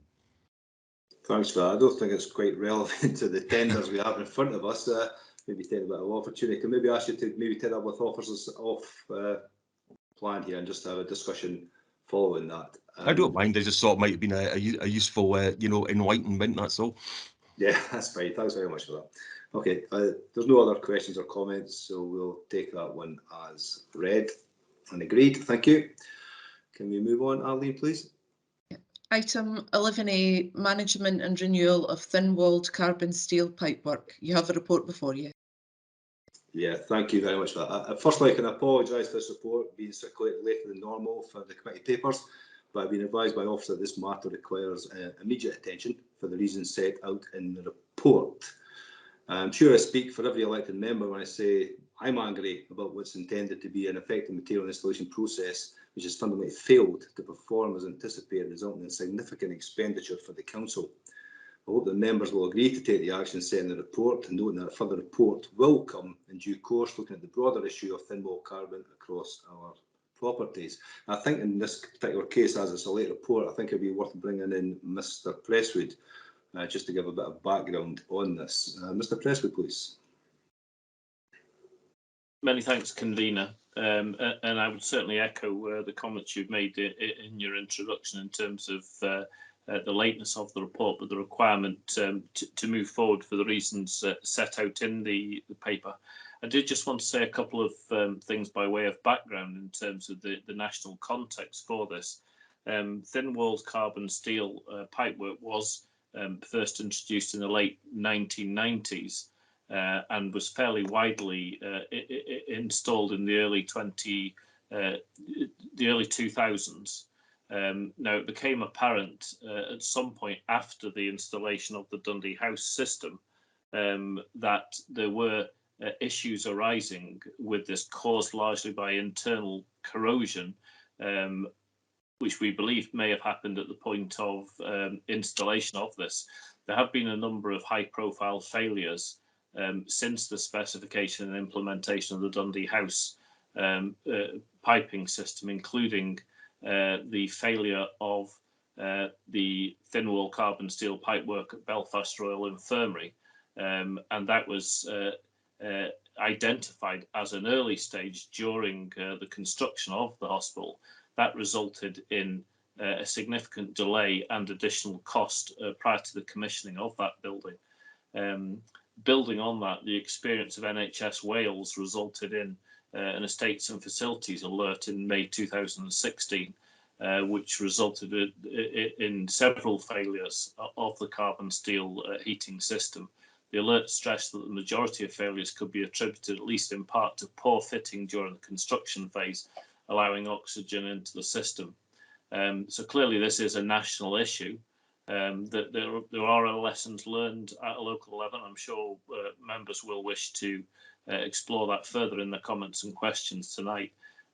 For now, we are contacting we have contacted technical colleagues at Scottish Government to start exploring the issue further at national level, and we will keep in contact with them and make sure that there's bilateral sharing of information as the situation develops. Now, finally, there will be further technical discussion in the industry, so we intend engaging with the Scottish and Northern Ireland Plumbing Employers Federation and the National Regulator for Construction Products to let them understand the Dundee experience and to learn from it in development of national guidance on this topic. Thank you very much. That's really helpful, and I hope the elected members appreciate the input and the information. I just see Councillor McCready has put an amendment. I can maybe get that circulated so we can actually go there. Happy to do that.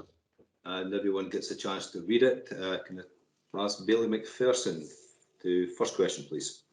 Yeah, obviously, and you alluded to it, this is deeply concerning, and I hate to say it, but there's a bit of a pattern that we've had 3 multi-million-pound disasters, frankly, recently.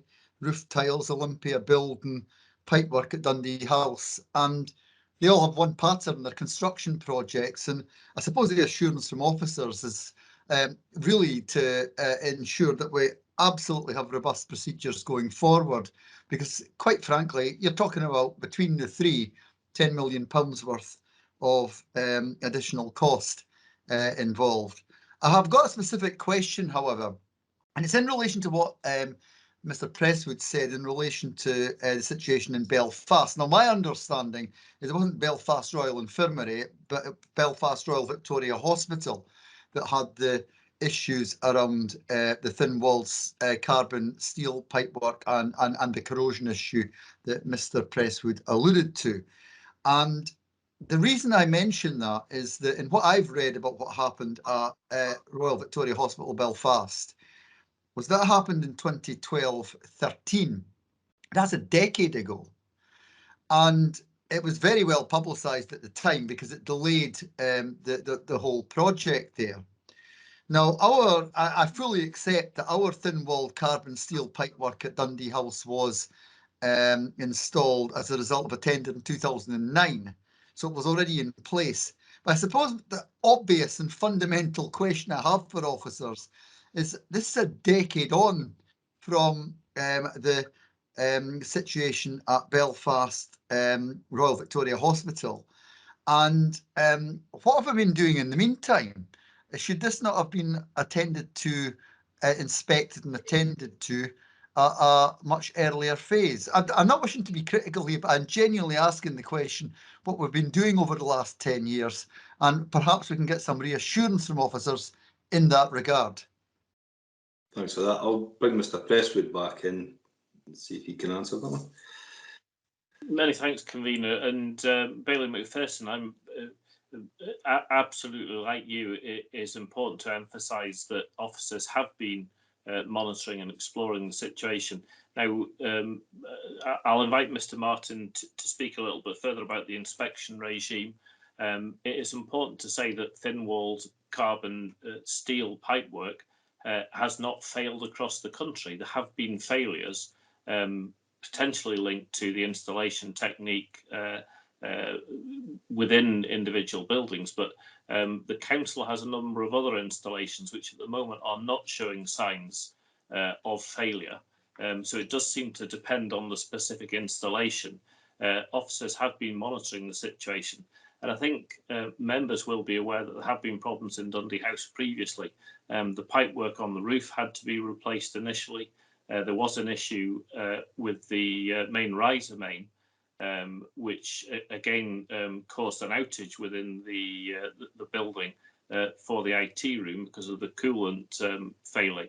Now, that wasn't directly linked to a failure in the pipework, but it was a failure in the jointing system, which is one of the advantages of this type of pipework. So we have been monitoring the situation. We would not be bringing this recommendation forward to you if we hadn't seen an increasing volume of failures. There was a further pipe leak at Christmas, which I think amplified officers' concerns about this. And the most visible evidence of the requirement for urgent action is the increasing failure of radiators. And again, I'll ask Mr. Martin to come in after me. But there had been a programme of reactive radiator replacement. And during the course of last year, it was a growing number of radiators which had caused staff and visitors to comment on this. I think anyone who's been in Dundee House recently will realise that there's now quite an extensive number of radiator replacements ongoing. And I think the combination of all these factors is that we believe there is a risk of further serious rupture in the pipework, which could then result in an unplanned closure of the building with obvious consequences, particularly as we revert to perhaps a more normal pattern of post-COVID occupancy. And I think reflecting on the lessons learned from Olympia, probably what caused the most difficulty was the fact that it wasn't a planned closure for maintenance, it was an unplanned closure. And I think officers are very keen that we avoid such a situation by accelerating the replacement of the pipework system. So perhaps if that's okay, I'll ask the Head of Design and Property, Mr. Martin, to come in and supplement my comments. Yeah, that's fine. Neil, are you there? I am. Thanks, convener. Thanks, Bailey McPherson, for the question. So yeah, just to amplify a couple of points in terms of monitoring and managing, because it is an internal corrosion process. Clearly, it is very difficult to measure how that is going on. And as Mr. Presswood suggested, there's many systems across the country that have been installed and performed as they should do. And from that point of view, to get that level of performance needs very stringent parameters that are required within the process of construction, and that starts very much from the transportation, storage on site, as well as the installation and how that's commissioned. And if there are any inherent deviations from that stringent procedure, that may give the condition to then start some corrosion from a very early stage in the process, and then it's not till further down the timeline that may become apparent. Now, clearly, and that became apparent a lot quicker as in Dundee House. And more specifically, looking at Dundee House, as Mr. Presswood said, we have had failures, and unfortunately, the frequency and random pattern of that has developed over the last few months, and it's got to the stage where it's becoming increasingly difficult to mitigate and manage that. And we've had 6 failures of pipework across the building, as well as the significant radiator leaks, which are now in excess of 20% of the overall number of radiators. And the frequency of that and the random pattern isn't something that can be controlled. And based on the level of corrosion, the simple but clearly painful resolution to that is to replace the remaining pipework, so we've got a resilient system in place that gives us the surety that we've got Dundee House open and available for business to deliver all the services that we require. Thank you for that. Bill McPherson, did you have a supplementary? Yeah, I'm grateful for the comprehensive responses from both Mr. Martin and Mr. Presswood. I think it would be quite helpful if officers could, aside from tonight, give an indication, but perhaps by email to members of the committee, just basically the detail of timeline on all this. As I say, I allude to the fact that the issues in Belfast, whichever hospital it was, are a decade old, and I would really like to know what's been, what specifically has happened over the past decade in relation to Dundee House. I fully accept that the original tender was prior to all that. I do appreciate that, but I think it would be really, really helpful to give an understanding to members of the committee as to what inspections, what we've found over the period since 2012 that's brought us to this stage tonight. I don't think that's an unreasonable request to make of officers, and I hope that they will agree to do that. Thank you, convener. Thank you. Mr. Presswood, I see you nodding your head there. So yeah, happy to agree. Make sure that's done. Okay, thanks. Appreciate it. Thank you. Councillor McCready, can we just stick to the question, Councillor McCready, rather than the amendment? We'll come back to that. Absolutely. I've got a couple, convener, but I'll ask them both together if that's okay. I think there's question and one supplementary. Okay, well, I think there has been some level of of suggestion that the issue here might have been around the installation. So I'm just wondering, do officers think that the City Council might have any comeback with either the installers or the suppliers of this system if it's not a general issue around this technology, which seemed to be what Mr. Presswood was saying? And is that, I suppose, linked to that, is there an issue around that because the ownership has changed of the building? Thank you. Mr. Presswood, you're probably Many thanks. A number of points in there. I think to deal with the latter point first, which is the ownership of the building. The ownership in this instance, it does not impact the requirement to carry out this maintenance. I think members were previously advised at the time of the failure of the riser main that the lease between Canada Life and the owners as ourselves is a full repairing and insuring lease. And therefore we're required to deal with any maintenance issues. In terms of our ability to pursue the original designers and construction company, it was as set out in the report, externally designed and specified, and the construction was carried out by an external construction company. There clearly are a number of areas where we can potentially identify failures. Again, I'll rely on Mr. Martin's professional advice, but in my understanding, typically the liability for such defects tends to be around 5 years. And I would also defer to Mr. Many, but I think he has given previous advice to members that if he believes, I think he has delegated powers to instigate legal proceedings if he believes there's a prospect of success. I think that would be on technical advice from city development officers if we were to pursue that. I think my initial reaction is that some 10 years or 12 years after the fact, it would be problematic to prove that there was a liability. But again, I'll ask Mr. Martin to come in and supplement that answer. Neil. Thanks, Convener. Thanks, Councillor McCready.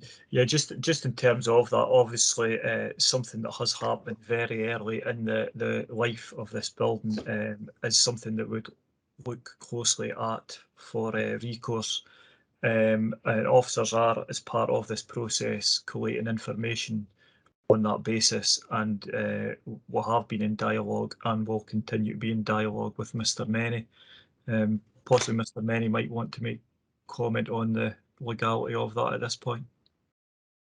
Thank you. I see his camera's going on, so possibly. Mr. Many, would you like to contribute to the answer? Thank you, Convener. Just to confirm, as I've previously advised the committee and was correctly indicated by Mr. Presswood, I do have delegated powers to institute legal proceedings where I believe that to be in the Council's best interests. I will be reviewing the situation here in consultation with other officers, and if I do feel there is a stateable case for taking action against contractors or subcontractors, that is the course I would pursue. Thank you very much for that. Does that answer your question, Ms. McCready? Yeah, thanks very much, Convener. Can I just ask, I think it might be helpful, certainly would be helpful for me if Mr. Presswood or one of his colleagues could give us possibly not tonight, but could give us an idea of what level of risk the landlord is exposed to in this on this building, because it seems that we're paying rent and we're exposed to most of the risk here. So I think I would like to get a bit of follow-up on that, but I'm happy to do it offline if that's more appropriate, Convener. No, I think you gave part of the answer. We cover the maintenance side of things anyway through the lease agreement, but I think if you go off line and have a conversation with that, that'd be welcome. And I see Mr. Presswood's nodding his head there, so he's quite happy for that. Thank you. Bailey Scott, please. Thanks, Convener. The council does seem to be having an unfortunate run of failings in its new buildings and the cost to put them right, and I'm sure Dundee taxpayers will be astonished to find that they're going to have to fork out another £1 million to correct this one. I've not had the opportunity, because this was a late report, I've not really had the opportunity to ask officers all the questions I'd like to ask, but I think the main one for me is why there wasn't, if it was known that the type of fitting that was to be used in Dundee House needed a particular checking regime in place to ensure the problems that we've now seen want to happen. Why wasn't there something like a corrosion monitoring system in place to be able to pick up at an early stage this corrosion that was happening, and so that we could have done something about it within the warranty and the snagging period for the works? Thank you. Again, my apologies for the late response. I had a late report, but it was an urgent report. I felt it was needed to come to committee. Mr. Martin, probably the best one to answer that one. Thanks, convener. Thanks, Bailey Scott, for the question. Quite simply, there's been no pattern over the last few decades of this premature corrosion failure. So, as with all other construction projects, an element of that, we would expect the works to be carried out in accordance with the qualities that are expected. So all elements perform as is set out in the contract documents. And clearly in this particular instance, that's not been the case, unfortunately. And as Mr. Presswood said previously, there's other installations that we've got these materials that are performing to the appropriate standard. What I would add is that, as it's outlined in the report, in terms of the works that officers are carrying out just now, in terms of looking at these systems and checking and monitoring, we will be looking at implementing this system in place going forward to safeguard and react to anything in the appropriate manner for any other systems going forward. Thank you for that. Bailey Scott? Well, I just have a follow-up. I just wondered that what was the anticipated life cycle expectation of this type of system being put in? How long would you normally expect it to last before we were talking about replacements? Because I think the pipes in the radiator in my office in City Square has been there for about 80 years. Yeah, I think that's a fair challenge. That I'm sure the life cycle. I've not actually read a lot of technical literature on what the expected life cycle is, but I would have assumed it would be in the range of round about between 35 to 45 years, something like that. Okay, so it's a significantly earlier failure of the system. Yeah, absolutely. Okay, thank you. Thanks for that. Bailey Keane, I'm not sure if there's a question or a second. I've got a question as well, and prepare a second, obviously, Councillor McCready. Question to officers of there's the carbon pipes and there's the radiators that are busting as well, and it'll be two likely different materials. And I'm just wondering what sort of maintenance regime that we've had in place. There's all right examining the joint, but you know what's been picked up from the point of view of the corrosion, by way of, do we have any traps in the system that can pick up where corrosion would be, so as it didn't go into a boiler and affect someone else further down the line? And you know, in relation to radiators, you know, how often in maintenance would we be flushing the system and putting inhibitors in so that the thing doesn't corrode from within? You know, because it sounds to me like we're shelling out an awful lot of money on something here that we expected to last 35 years, and we've not managed to know enough about it to maintain it. Thank you. So, pretty poor. Mr. Martin, could you just answer that? Thanks, convener. Thanks, Bailey Keenan.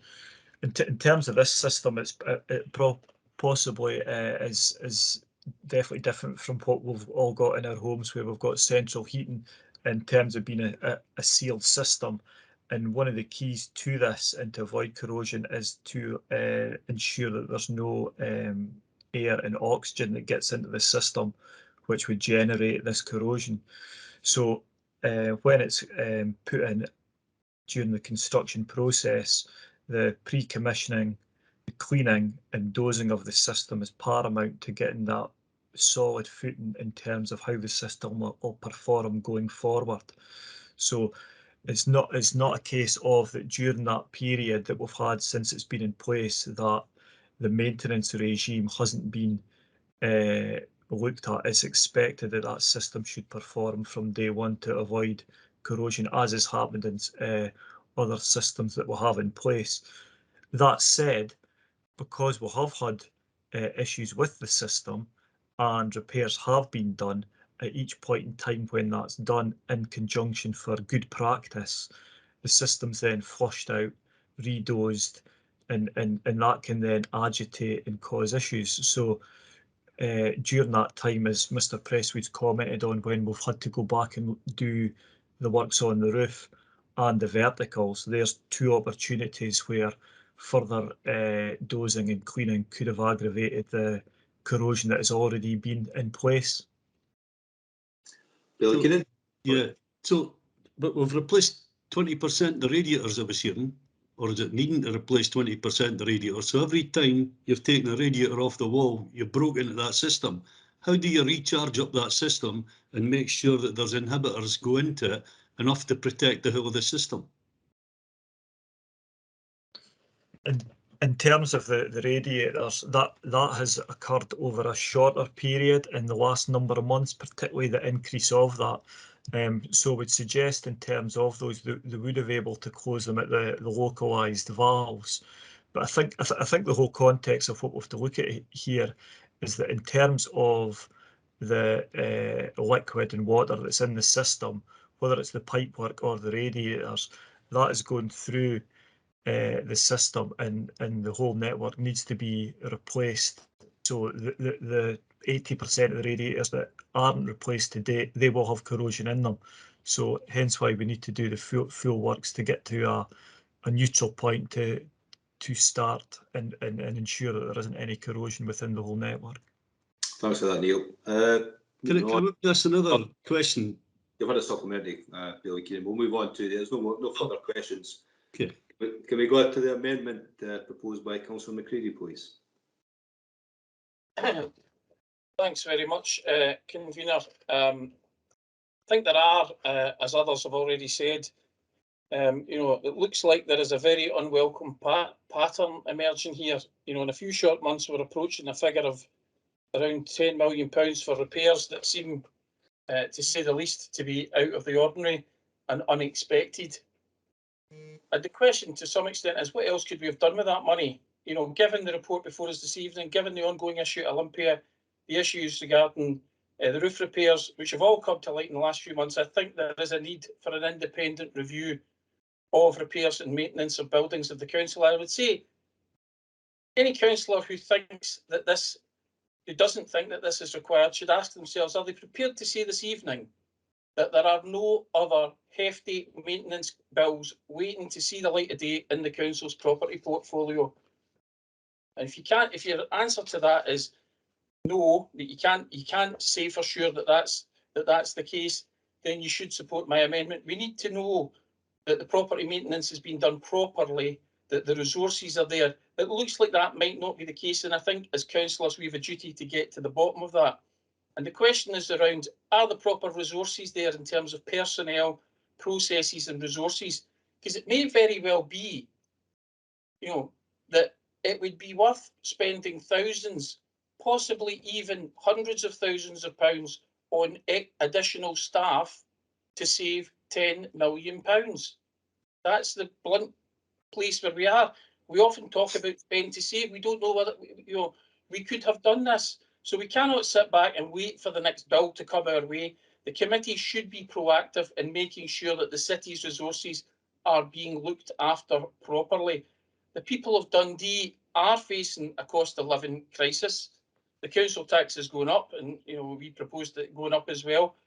And a substantial part of that increase will go to pay for what looks like avoidable maintenance problems. And I just think that's not good enough. I think the amendment is designed to be helpful to the council. It is designed to ensure that we can have confidence that best practice is followed, and hopefully a reassurance that these problems will not happen again. I mean, if you're absolutely satisfied that the council has just had a streak of being incredibly unlucky over these last few months, then fine. Don't support the proposal that I'm putting forward tonight. If you're not sure why we're suddenly hit with millions of pounds of maintenance costs, then you need to look at ways of supporting officers to get to the bottom of this, and I would suggest that having an independent review of building maintenance across the council that looks at resources, that looks at personnel, and that looks at processes is what we need to do. And on that basis, I'm happy to move the amendment in my name, convener. Thanks. Thank you. Bailey Keenan. Yeah. Okay. You know, if I got a few more questions, I might have been able to get to the point where we could have been reassured, but you obviously didn't allow that, convener. So you leave with the alternative, but to bring forward a proposal that seeks council to get that level of information that will give one understanding that the buildings have been looked after. And, you know, at the moment, I don't think we've got that. And of course, you know, we all know that budgets have been stretched over a period of time. And there's areas such as architectural services that don't have the level of staff in them that we're requiring. So, you know, it really leads me to believe that there is potentially more out there.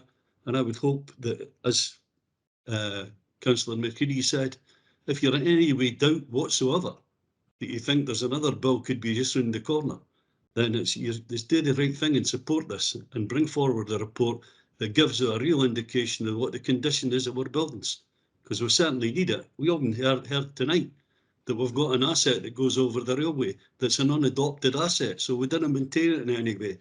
Really quite funny, to be quite honest, but it's quite sad if there was a bill coming in the direction for that as well, because unadopted roads and pavements the rest of the city means nothing happens to them. And here we are having spent a fortune on that bridge, with nothing going to happen to it. So yeah, there is a need for us to look at our assets and make sure that we're maintaining them properly. So I support the motion. I think going back to the question comment, I think you were seconding the motion anyway, regardless whether it went on for question after question with respect. Councillor Alexander, please. Thank you very much, convener. It's obviously a deeply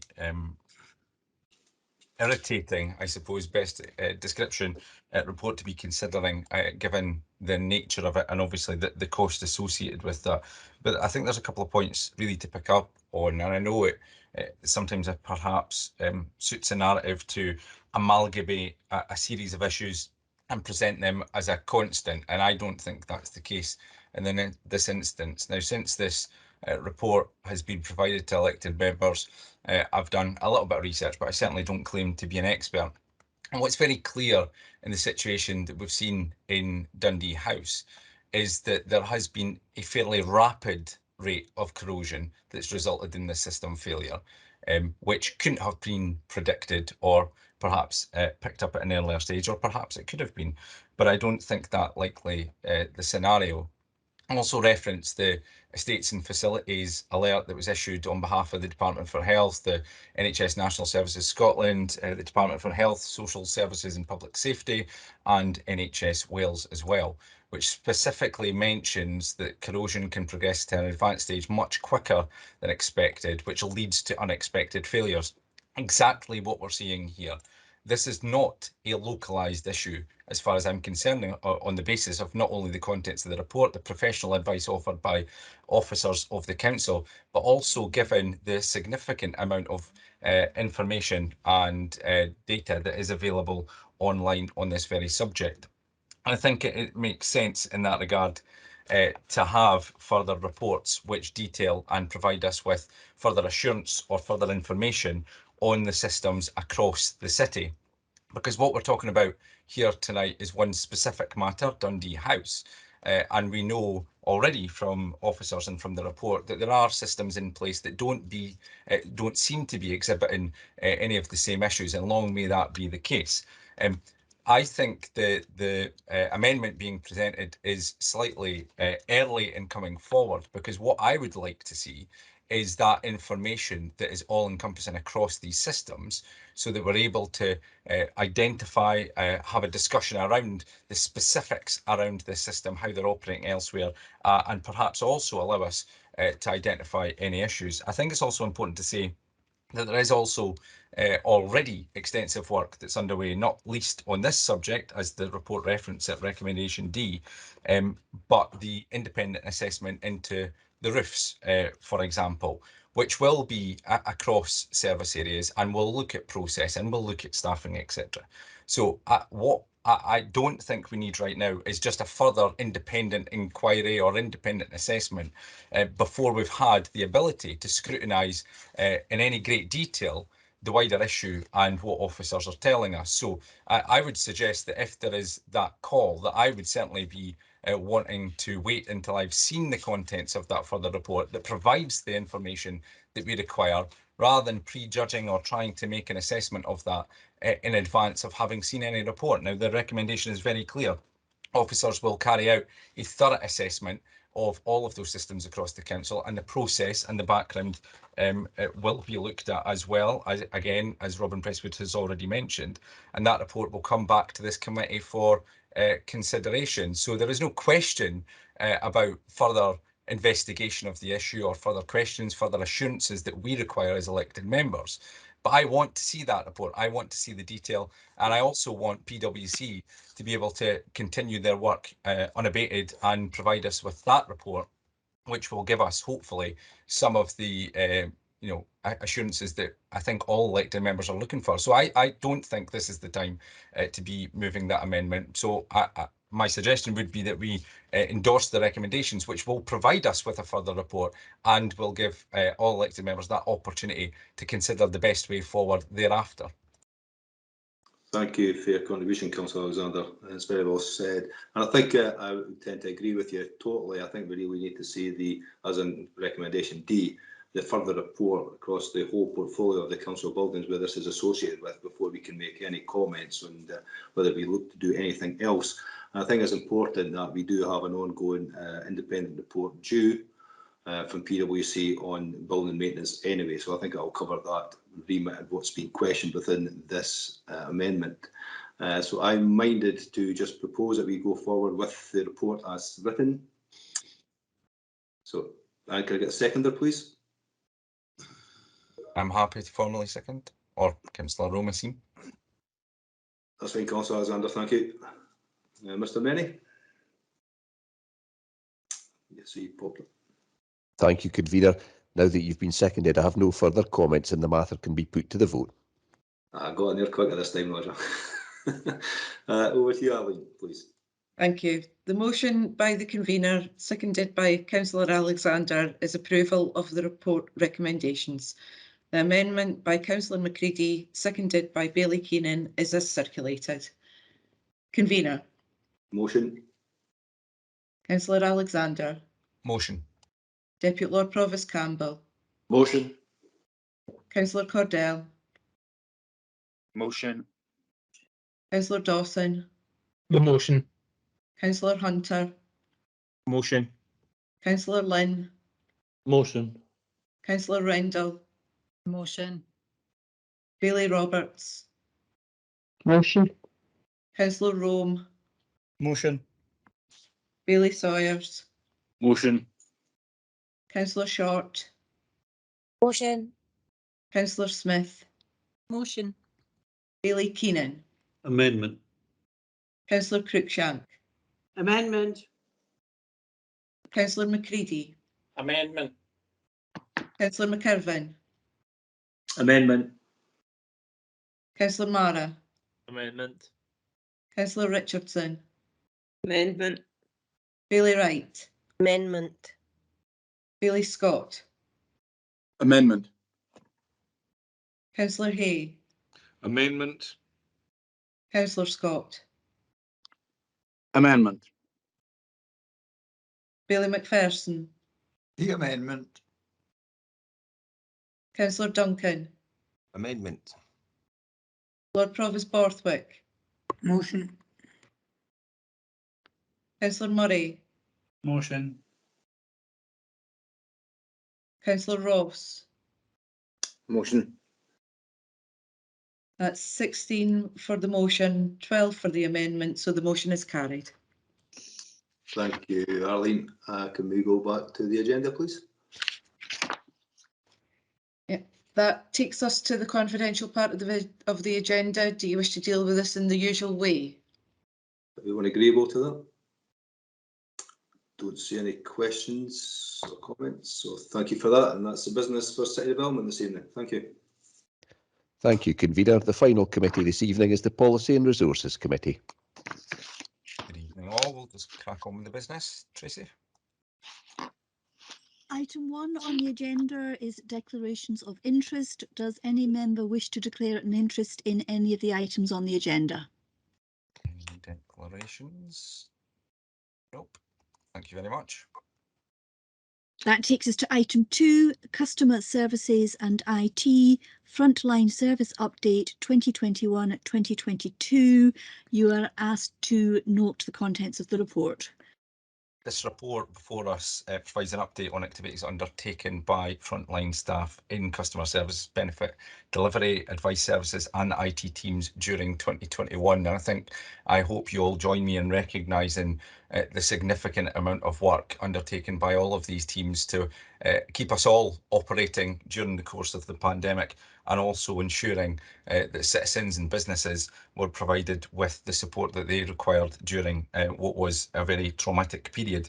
The report also asks members to note the implications of the removal of the £20 universal credit uplift and the decrease of the universal credit taper from 63p to 55p for those in work, and the likely implications in terms of increased debt and demand for advice services from citizens, along with the increased level of crisis resulting from those decisions, and of course the cost of living crisis that we are seeing across the whole of the country. There is much to highlight in terms of their work, and also much to highlight in terms of the continued challenges that we face. But again, as I say, I'll happily take any questions or comments. Bailey Keenan. Yeah, Convener, thanks. I mean, I think we've got to note the work that has been done by the department in dealing with so many claims over the COVID period. And in particular, obviously, these were probably among the staff that didn't get the government's £500 additional money and turned up to their work every day, and obviously helped many people that were struggling themselves. You know, I think some of our staff would have received, because the government setting the policies, some of our staff would have been getting a bit of stick for people because, you know, they weren't able to just hand out money. There was a number of loops that people had to go through, and very many people would have made claims and dealt with staff having to say, you know, sorry, but you're unsuccessful or you're not entitled. So I think our own staff have done a marvellous job in what they've got to put up with, or what they've had to put up with over that. And given it's you know, we would like to have seen all the staff that worked getting that £500, but obviously government didn't make that money available, which is a bit regrettable, to be honest. But I admire the work that people have done over this period of time. Thanks very much for your comments, Bailey Keenan. I think, again, just to reiterate the point that I've made, and I think you've made as well, the staff have been an absolute credit in the most difficult circumstances, and I'm sure we all agree with that sentiment. I see no other questions or comments, so can I take this item as agreed? As usual, silence is agreement. Thank you very much. Tracy? Item 3, Treasury Policy Statement 2022-2023. You are asked to approve the policies and procedures laid out in the statement. It's self-explanatory, I think. Any questions, comments on this? No? Okay, thank you. We'll take that as agreed then. Tracy? So item 4 is the Treasury Management Strategy, which you are asked to note and approve. Again, any questions, comments on this item? No? Okay, can I take that as agreed? Thank you very much. Item 5, Capital Expenditure Monitoring 2021-2022. This is for noting. Sorry, I pushed the wrong button there. Thank you very much. Yep, the standard report updating the position for committee. Any questions, comments? No, can I take this as agreed? Thanking you very much. So item 6 is the Revenue Monitoring Report for 2021-2022. Again, you've all read the report, so I don't think I need to go over it. Bailey Keenan. Yeah, can we note that we're somewhere in the region of £600,000 better off? And I'm just wondering whether you would consider putting that into education, given that none of us in the chambers were overly happy at the cut that was made by the Scottish Government to cut the Attainment Challenge money. You know, we're in a slightly better position than we thought we would have been even a couple of weeks ago when we set a budget. I think there's an opportunity to make a difference there and see what we could be doing to improve attainment in our schools, you know, even if that money is only available for 1 year. Unless you've got other plans and think that maintenance costs that the council are going through would be something that you see running away with that cash in the future. Thanks for the question, Billy Keenan. I'm not minded to do something on the hop of that nature. However, I'm happy to consider what you've raised there. I think it's also important to reiterate that clearly within the budget proposals that were agreed at the council, there was a significant six-figure sum for educational specific to look at educational attainment, and detail of that will still be due to come forward to committee so that we can agree on the nature of that spend. And also over and above that, there is the additional 80 million that came from Scottish Government. I believe our allocation will be circa 2.3 million, focused of course on businesses, but also in helping those that are dealing with poverty. And I would think that there's a significant number of families looking at educational attainment and the issues in the round, as I detailed at the budget meeting.